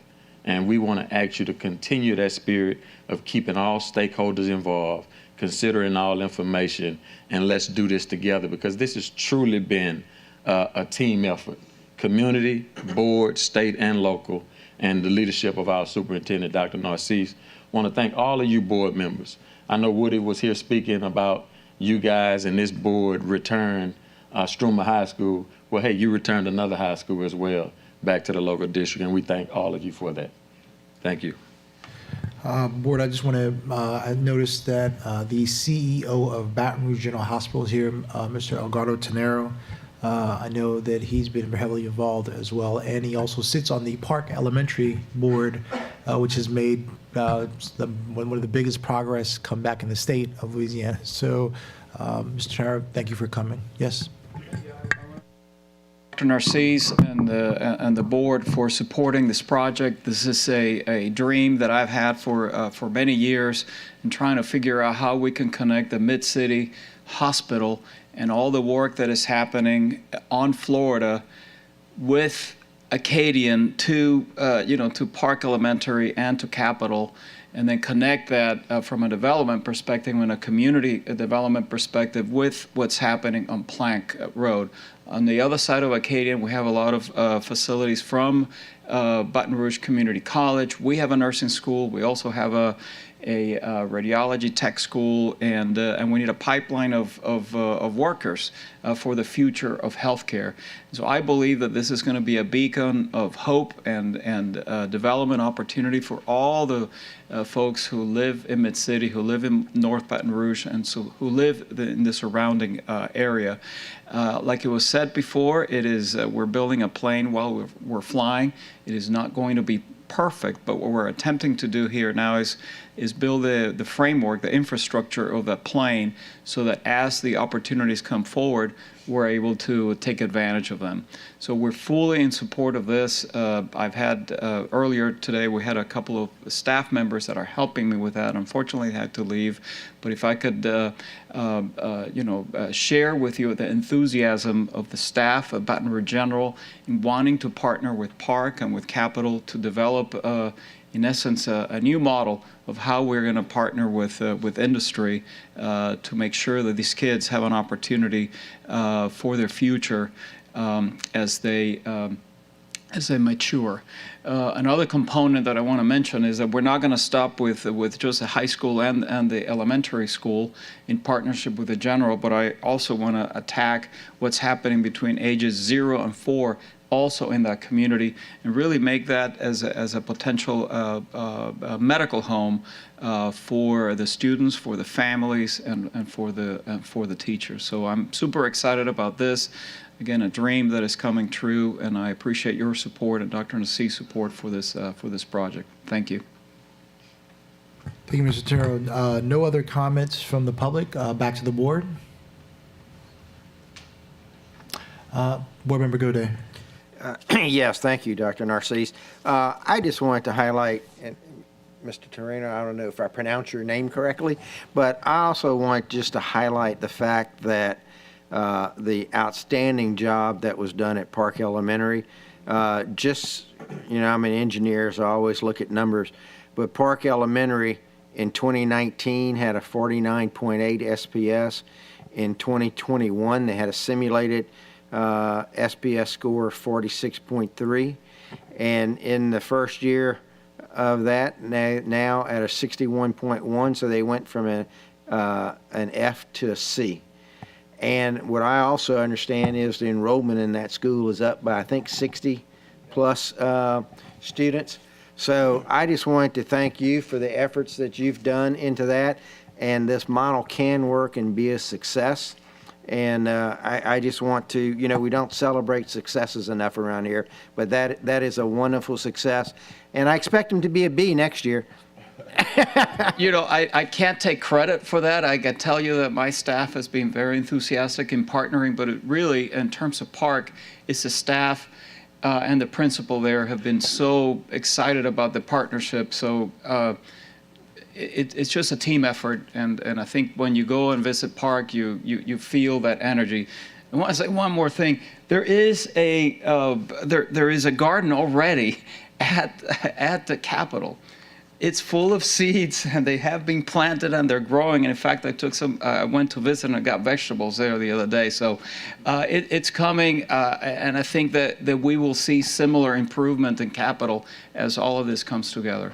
Thank you. And I also just wanted to add that in my conversations with the principal of Park Elementary, how I want to shout out to their staff, the EBR staff, the teachers over there, and the great job that they're doing. And there were plenty of people that said, oh, when we do this, the staff isn't going to like it and do this. The principal there was telling me she was having to tell staff to go home because they were so excited about what they were getting and what they were doing over there. So just a shout out to the principal. And I admit I'm old. I cannot remember her name, but Ms. Tate, my apologies.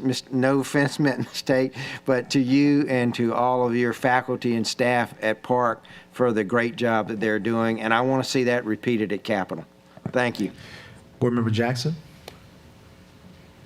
Thank you, Superintendent Narcisse. I'm wondering about the makeup of the board.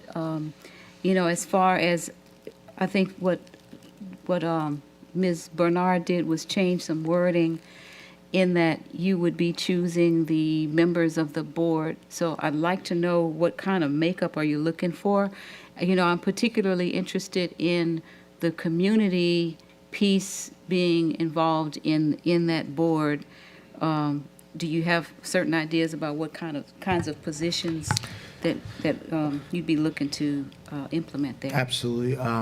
Thank you for that question, Board Member Jackson. Similar to what we've done with Park, we would have the industry partner, as you can see, the CEO of Baton Rouge General, also community members, as you notice, we have our Capitol alumni. We also look at adding faith-based on there, as well as any additional partners with support from EBR staff as well being on there. So in our current focused choice bylaws, we actually have it's a total member of council. I want to make sure the focused choice bylaw is about 11 members. Is that correct? I believe so, yes. And so in that bylaws, and that is the makeup of most of our focused choice schools. The board, the 501c3 board may choose to add additional members if they choose to, but that would be their decision. But the core makeup is community, Capitol alumni community, the industry partner, as you saw, Baton Rouge General will be a part of that. Also, faith-based will be a part of that. And also EBR staff for additional support for staff. And then once that board is formed, they then can decide on, based on the focused choice bylaws, whether to add someone, take one off, and so that they work through that process. So the community piece would possibly include parents of children that are in the school, I know we're looking at the alumni, and probably some of them have Yes. kids in the schools. That's correct. So once the core part of the board is put together, they then will begin to work through on choosing various And more- components. That's more correct. components. But we always, in our current focus choice model, make sure minimally that there is community members on there, the industry partner, faith-based, be a part of that, and also EBR staff, and then they decide on what additional additions on there to be on that. And that's just our core for any focus choice school, so similar to Park Elementary's makeup now. Okay, well, And also the Water Coastal School with LSU that we The have. what? I'm sorry. Our Water Coastal School, Oh, yeah. so it's the same kind of model. Right. Well, I would appreciate you also considering that as we look at the whole reimagine process, to add those community members, in particular, parents who are involved, just as we would do with this model, because they definitely need to be at the table in the development there, as well as in every community, in particular at Park and Capitol, and basically all of our schools that are undergoing some changes. Yes, Board Member Jacks. Thank you. All right, no other comments I see from the board. Madam Secretary, please conduct the vote. Please vote.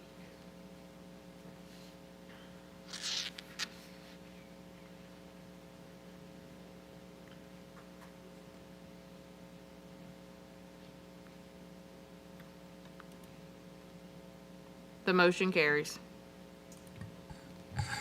Board Member Lannis? Sorry, Mr. Superintendent, I'll just say point of public privilege, personal privilege. Yes. We have about 15 minutes remaining, and Yes, we sir. still have a lot left on that new business. So I just wanted to make sure we keep everybody mindful of that. Yes, thank you, Board Member Lannis. We will go to item 3, J.K. Haynes Charter School charter surrender. Consideration of a request to accept the surrender of a charter by J.K. Haynes Charter School Board. Mr. Shamlin, I want to make sure that you can explain to the board the context of this. Would you do that, please? Yes, and I want to let the board know we received communication after the 5 p.m. deadline on yesterday. I mailed a memo from their counsel to the board today ahead of this meeting. Essentially, if you remember, we had a similar situation with Children's Charter a year ago. One of our charter schools, Type 1 charters, is surrendering their charter. Per their council, their board has already voted to do so. And so this is just really an action by our board to accept that surrender.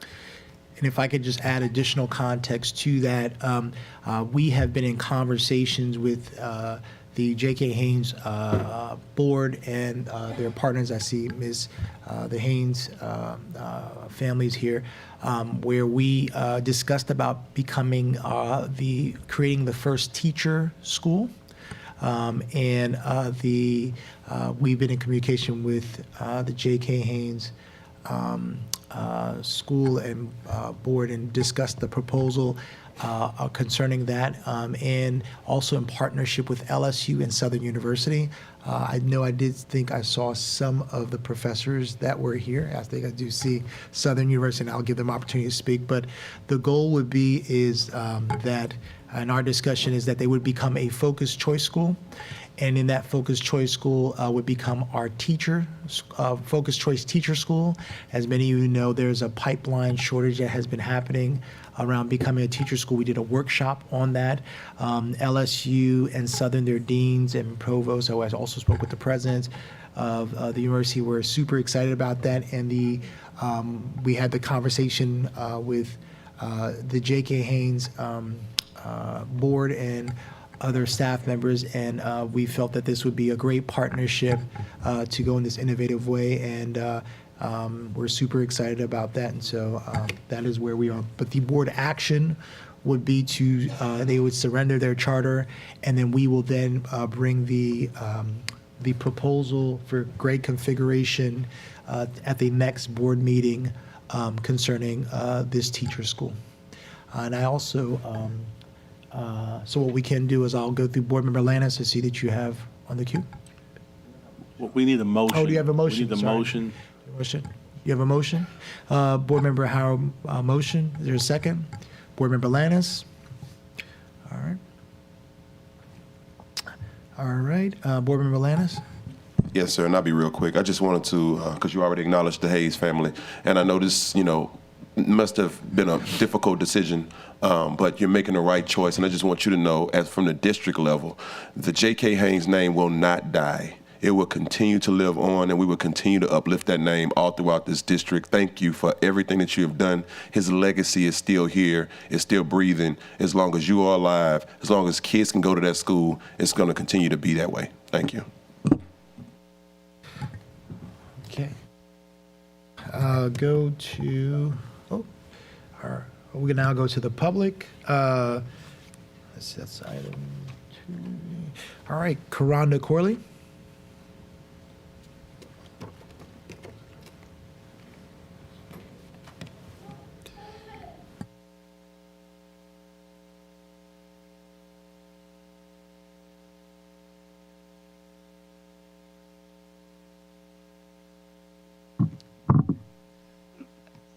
I can't say enough about J.K. Haynes Charter School. I'm normally in opposition of a lot of charters. However, J.K. Haynes Charter is the first charter school that we had in this entire state. J.K. Haynes Charter School first started here as a vision of wanting to help children, all children, socioeconomic disadvantage, disabled, rich, language speaking, English language learners. It didn't matter.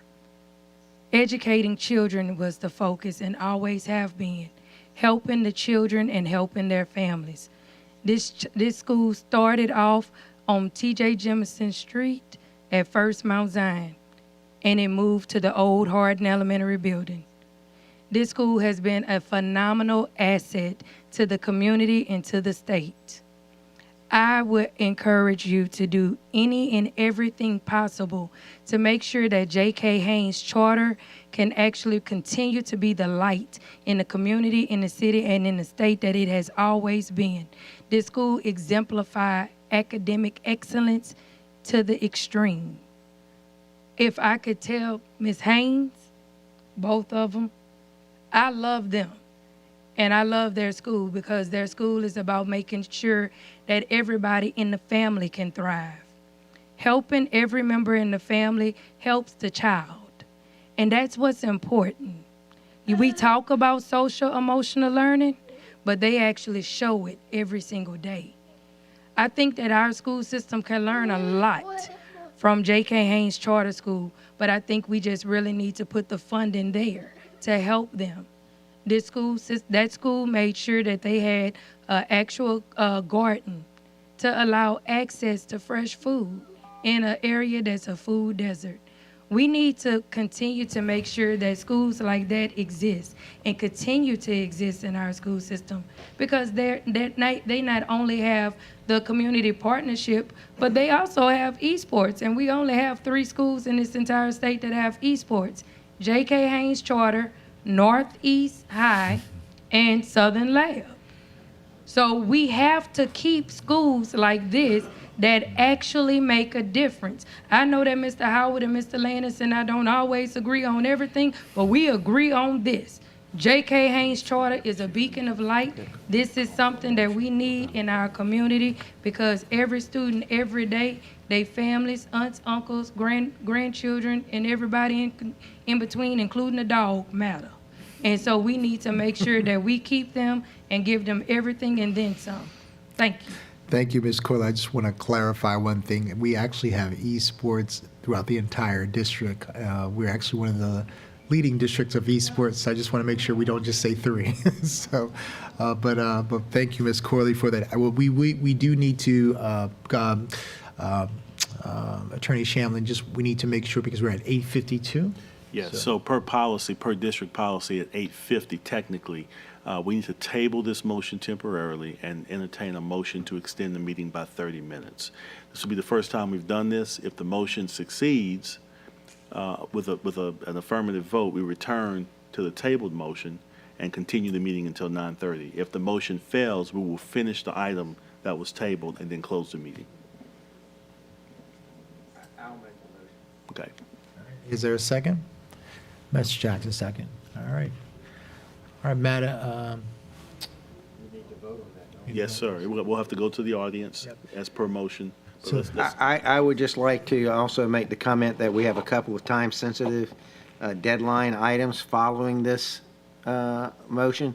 So I ask that the board and the audience be very conscious of extraneous comments so we can move along the agenda, because there are some things on the pupil progression and the test security that are time-sensitive that we need to get done. Who made Thank the you. second on that motion? Second Ms. Ware, Ms. Ware Jackson. Okay. Thank you. We'll go to the public on the motion of extending the meeting by 30 minutes. Dr. Finney? Thank you. I thought it was a bad idea to put an artificial time limit on meetings, and this is why. Thank you. All right. Do we have any other comments? Ms. Corley? Give me enough time to write. I think that we should extend the meeting, but I don't think that we should leave it germane to 30 minutes, because you have topics that may take longer than 30 minutes, plus you have the presentations.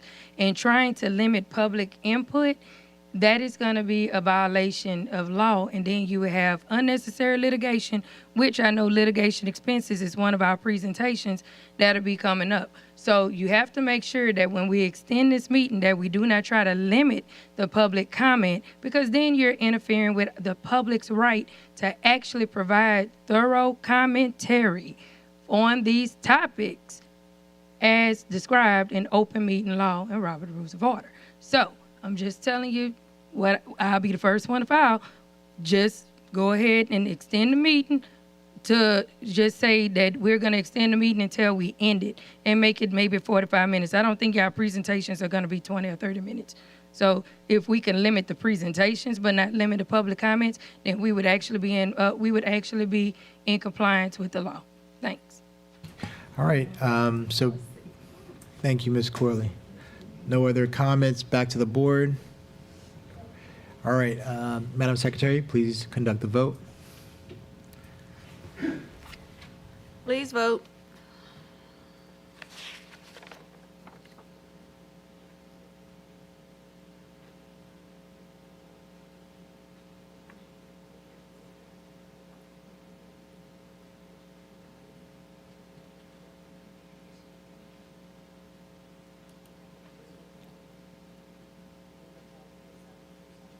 Motion carries. Thank you. We will go back to the public comments. Dr. James Finney, this is comment on the J.K. Haynes Charter School surrender. Thank you. It's important that you acknowledge that J.K. Haynes, as a Type 1 charter board, does not intend to operate in the coming year.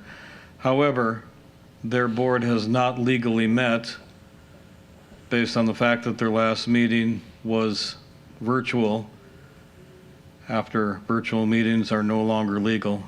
And therefore, in order to have everything proper, I would encourage that board to have a legal public meeting, vote to surrender the charter and do that promptly.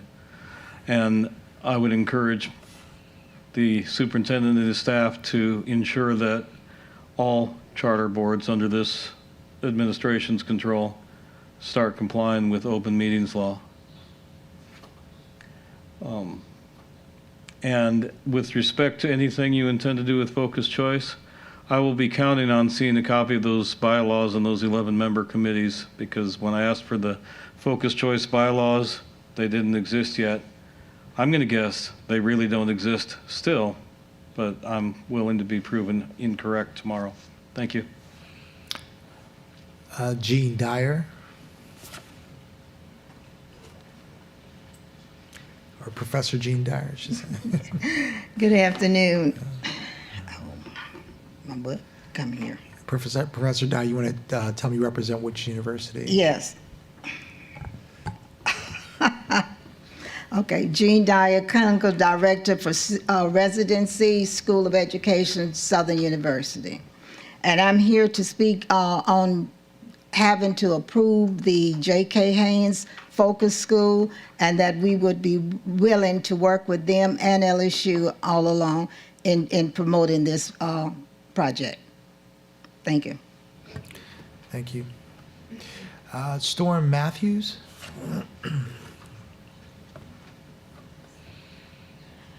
I was just asked to come up here and ask that whatever was provided to the board on this item also be uploaded to board docs, please. Thank you.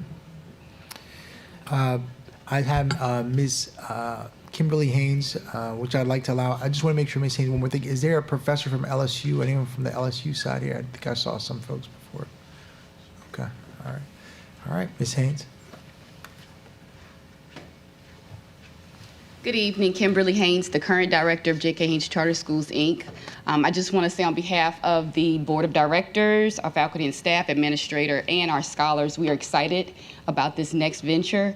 We just celebrated our 25th, our silver anniversary as one of the oldest charter schools in the state of Louisiana. We are looking forward to 25 plus more years with this new initiative. We're very happy, Superintendent Narcisse and Attorney Shamlin, for working with us on this venture. We just want to make sure that the venture stays as transparent as possible, and that we both parties work diligently to make sure that this focused choice school comes to fruition. We appreciate you, board member Lanus, and we are looking forward to striving for excellence. This comes at a great time for us because as we're celebrating 25 years with my mother, Diana Haynes, and my father, Maurice Haynes, building this legacy that was named after my late grandfather, J.K. Haynes. He was a true civil rights, teacher rights advocate, and for us to be embarking on this venture, being able to embrace scholars and students who are focused on teaching and leadership skills, we know that this is a win-win for everybody. So we appreciate the opportunity to be in this venture with East Baton Rouge Parish, and we look forward to the many, many roads ahead. Thank you. Thank you, Ms. Haynes. No other public comments. Back to the board. No other comments by the board. Madam Secretary, please conduct the vote. Please vote.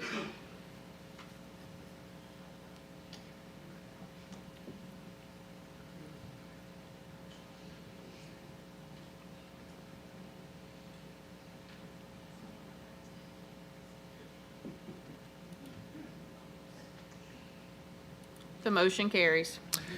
All right. Right before we go, just wanted to thank the Haynes family and the board.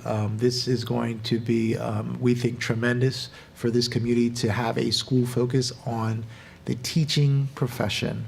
When we went and had this conversation with President Shields, the new president at Southern University, and Dean Peoples and the faculty at Southern, as well as Dean Roland Mitchell, who is not here, and also the provost, the new provost at LSU, around this excitement about us creating the first teaching school where the teaching profession, they were super excited about that. And we want to thank the Haynes family and the board on embarking with us and entrusting the EBR school system to help with this transition. We will be bringing a proposal back to the new board concerning configuration, but we want to let you know that we are tremendously excited. And this board is also tremendously excited. We did a workshop, and it was very clear that every board member said we needed this in our school system. So we thank you for once again leading the state of Louisiana in this space. Thank you. We will now go to item 4, pupil progression revise. I'm sorry, H4. Consideration of a request for the approval of the addition to the 2022-2023 pupil progression plan as required by the Louisiana Department of Education. So moved, Board Member Godet. Is there a second? Second, Board Member Dyson. Any comments from the board? No comment from the board. Any comments from, no comment from the public? We'll go back to the board. Board Member Jackson. Thank you, Dr. Narcisse, and I lost my notes right when I needed them around that. But there were some dates on the memorandum that seemed off. it mentioned, I think, 2021, and then something with, anyway, there was some dates in there that Board were member, wrong. Chief Okoski could probably respond to that. Yeah. If there was a typo, but I think I can lend some clarity to the timeline for you that might help. On December the 2nd, in their system leaders call, that's the day after the CAL, the Department of Education informed superintendents and district staff that due to the fact that Bessie changed Bulletin 1566 in October, it's out on notice of intent. It will become official in February of 2023. Then all local districts and charters who serve as their own LEA have to adopt an addendum to their pupil progression plan. It's regulatory. There is no prompt where the local agency can respond or have flexibility. And so in that backup, you'll see the Louisiana Department of Education memo with the addendum, that the exact verbiage that needs to be adopted, as well as the signature sheet for the superintendent and the board president. This is timely, and we do have to submit it in January. January 2023, not And 2022. if there's a typo, I apologize. That was in our rush to get this in because we obviously missed the CAL deadline. And the submission due date was October 1st, 2021? That's when we submitted it originally. This addendum is due in January of 2023. Yeah, okay. And then one other thing, in the list of the key performance indicators, 1.8 says there is an annual 3 to 5 percentage point increase in the dropout rate of the high school students. You meant decrease, right? We probably meant decrease. I Yeah, apologize please, for yeah. those typos. We will find that. Yes, please. We Yes, will. thank We you. will, but as you know, pupil progression contributes to many of our KPIs. Thank you, ma'am. Just wanted to make sure that this wasn't tied into. No, ma'am, I appreciate that. All right, great. Thank you. Thank you, Chief Okoski. I see no other questions by the board. Madam Secretary, please conduct the vote. Oh, did we go to the poll? I thought we did. But no public comments, yeah. Yeah. Please vote.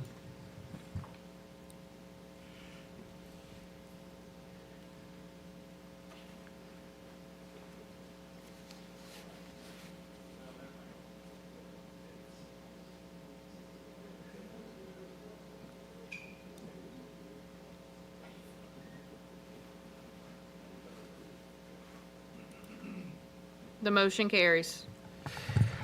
Item H5, Test Security Policy, consideration of request for the approval of the 2022-2023 East Baton Rouge Parish School System Test Security Policy.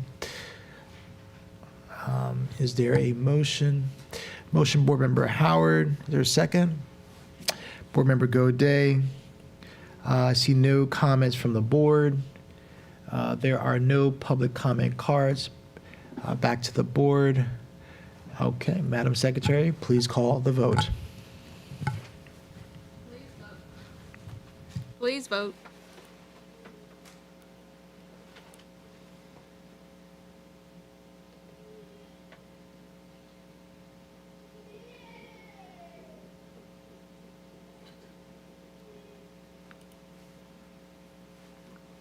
The motion carries. All right, item H6, Property Casualty Insurance RFP Selection, consideration of a request for the approval of the recommendation of the Committee for the Selection of Marsh McLennan Agency, Arthur J. Gallagher Insurance Services to provide property and casualty insurance broker services and to authorize the superintendent and general counsel to negotiate and execute a contract, strategic alignment, operational excellence, funding source, general fund. Is there a motion? Motion from Board Member Godet. Is there a second? Board Member Howard. There's no comments from the board, and there are no comment cards. We'll be back, no comments back to the board. Madam Secretary, please call the vote.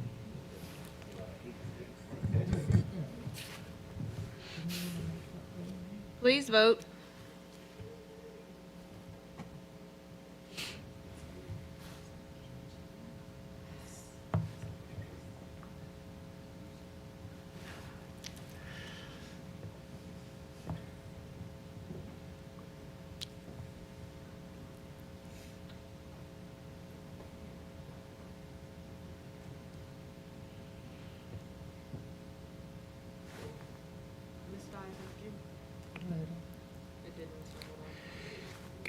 If it's not registered, could we just do a roll call? Just go ahead.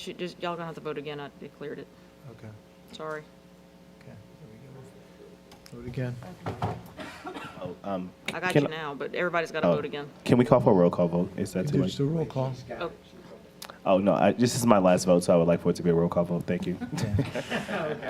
Madam Secretary. District 1, Mr. Blue. Yes. District 2, Mr. Lannis. Yay. District 3, Mr. Howard. Without hesitation, yes, thank you, EBR. District 5, Ms. Ware Jackson. Yes. District 6, Ms. Dyson. Yes. District 7, Mr. Gode. Yes. Motion carries. Thank you, Board Member Howard. Presentation, this is presentation litigation expenses, review of litigation expenses. Mr. Shamlin? Yes, I actually call up Ms. Lopez, and she compiled the numbers for us. I think she can speak to some of this. Thank you, Ms. Lopez.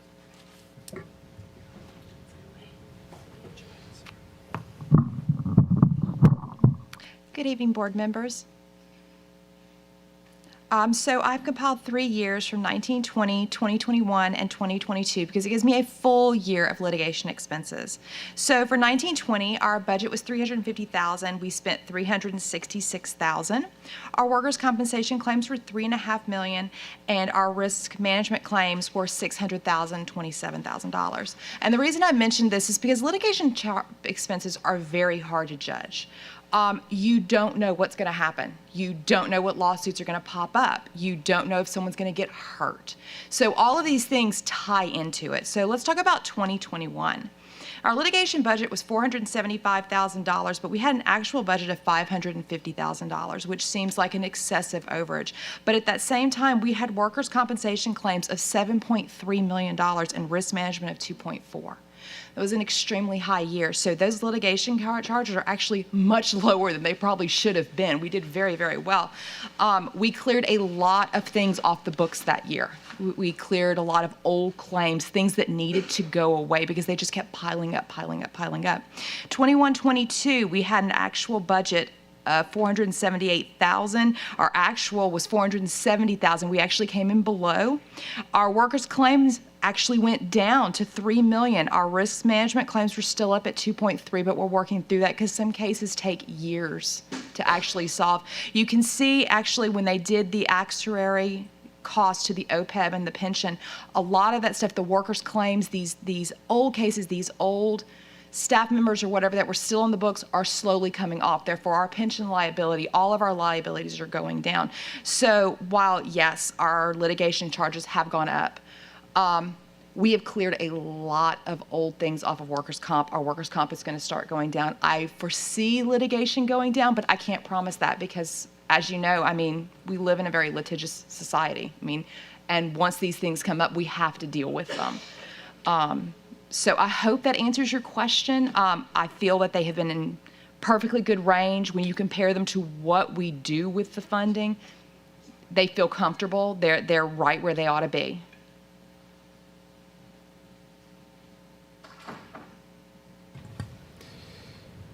All right. Any questions from the board? Board Member Lannis? Yes, just real quick. I was just curious, how many different firms are we currently working with? We currently have, for litigation purposes, 2 firms approved by resolution, Phelps, Dunbar, Hammonds, and Sills. We utilize some other firms for very specialized work, such as tax election work. I know Foley and Jadell. So we have some firms used for specialized work, but our 2 primary firms are Hammonds and Sills, Phelps, Dunbar.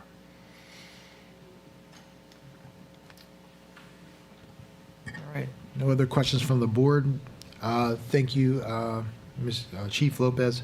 We'll move to item number 2 on presentations, Day of Hope litigation update. Board Member Shamlin? Again, you made me a board member. I'm sorry. We will need to pause the meeting as we are below a quorum at this point. So do you want to, we will need to pause the meeting until our 5th member returns. Yes. She went. Did she leave? She did not leave, yeah. Just temporary. So we will pause temporarily Pause until temporarily. we have a quorum.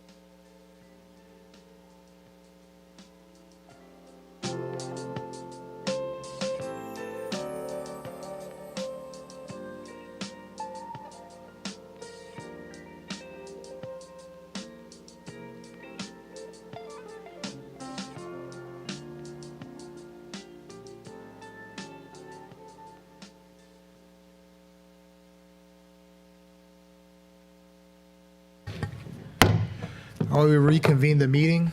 Board Member Councilman Shamlin. So, because of the nature of this next conversation related to Day of Hope, there was a request, actually a vote taken by the board back in October, which failed to seek a report on Day of Hope. As council, I decided to move ahead to provide the superintendent with some internal information for improvements and changes. I've asked council Dennis Blunt to be here as his firm conducted that for us independently. We'll have to take a vote to go into executive session because some of the information shared is of a nature that by statute it's an exemption from our open meetings law.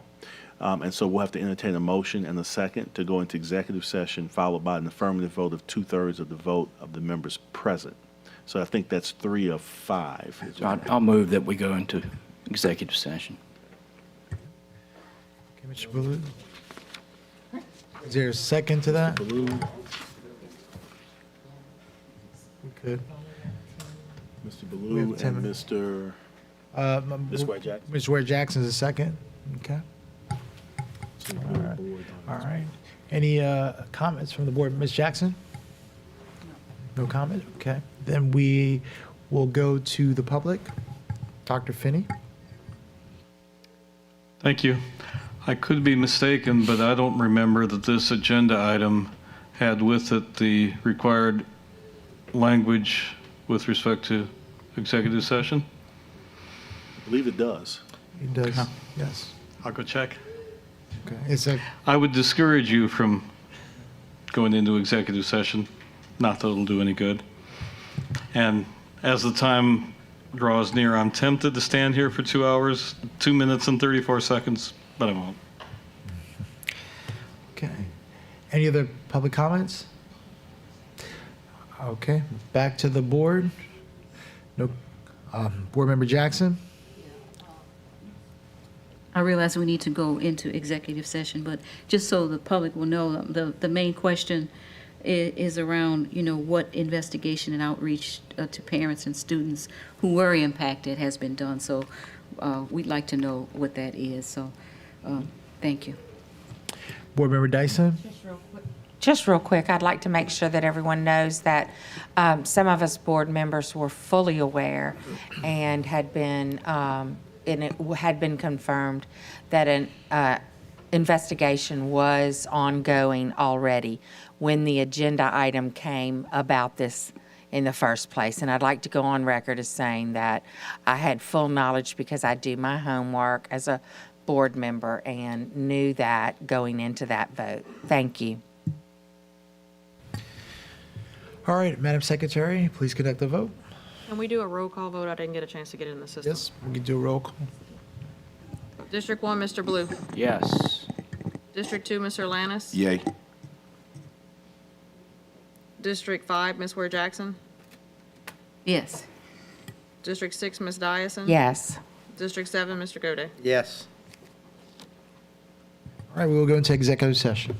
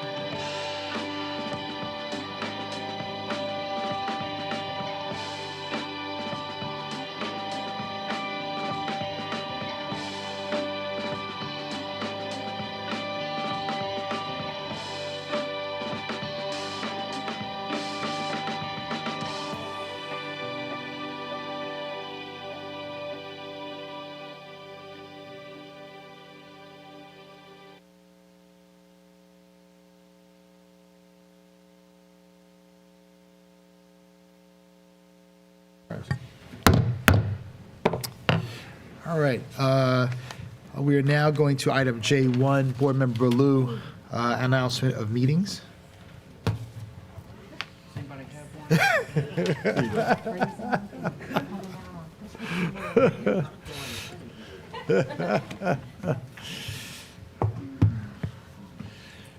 Right. There will be a swearing-in ceremony to be held on January 5th, 2023 at 4:30 p.m. at the IRC next door. A special meeting to be held on January 5th, 2023 at 6:30 p.m. in the Central Office Boardroom. The LSBA new board training to be held on January 6, 2023 at the Louisiana School Board Association office. Some or all board members may attend. There will be a board retreat to be held January 13th through 14th of 2023 at a location to be determined. There will be a committee of the whole meeting to be held on January 12th, 2023 at 5 p.m. in the Central Office Boardroom, and a regular board meeting to be held January 19th, 2023 at 5 p.m. in the Central Office Boardroom. That concludes the organizational items, and I Thank you, move Board- that we adjourn. Board Member Dice.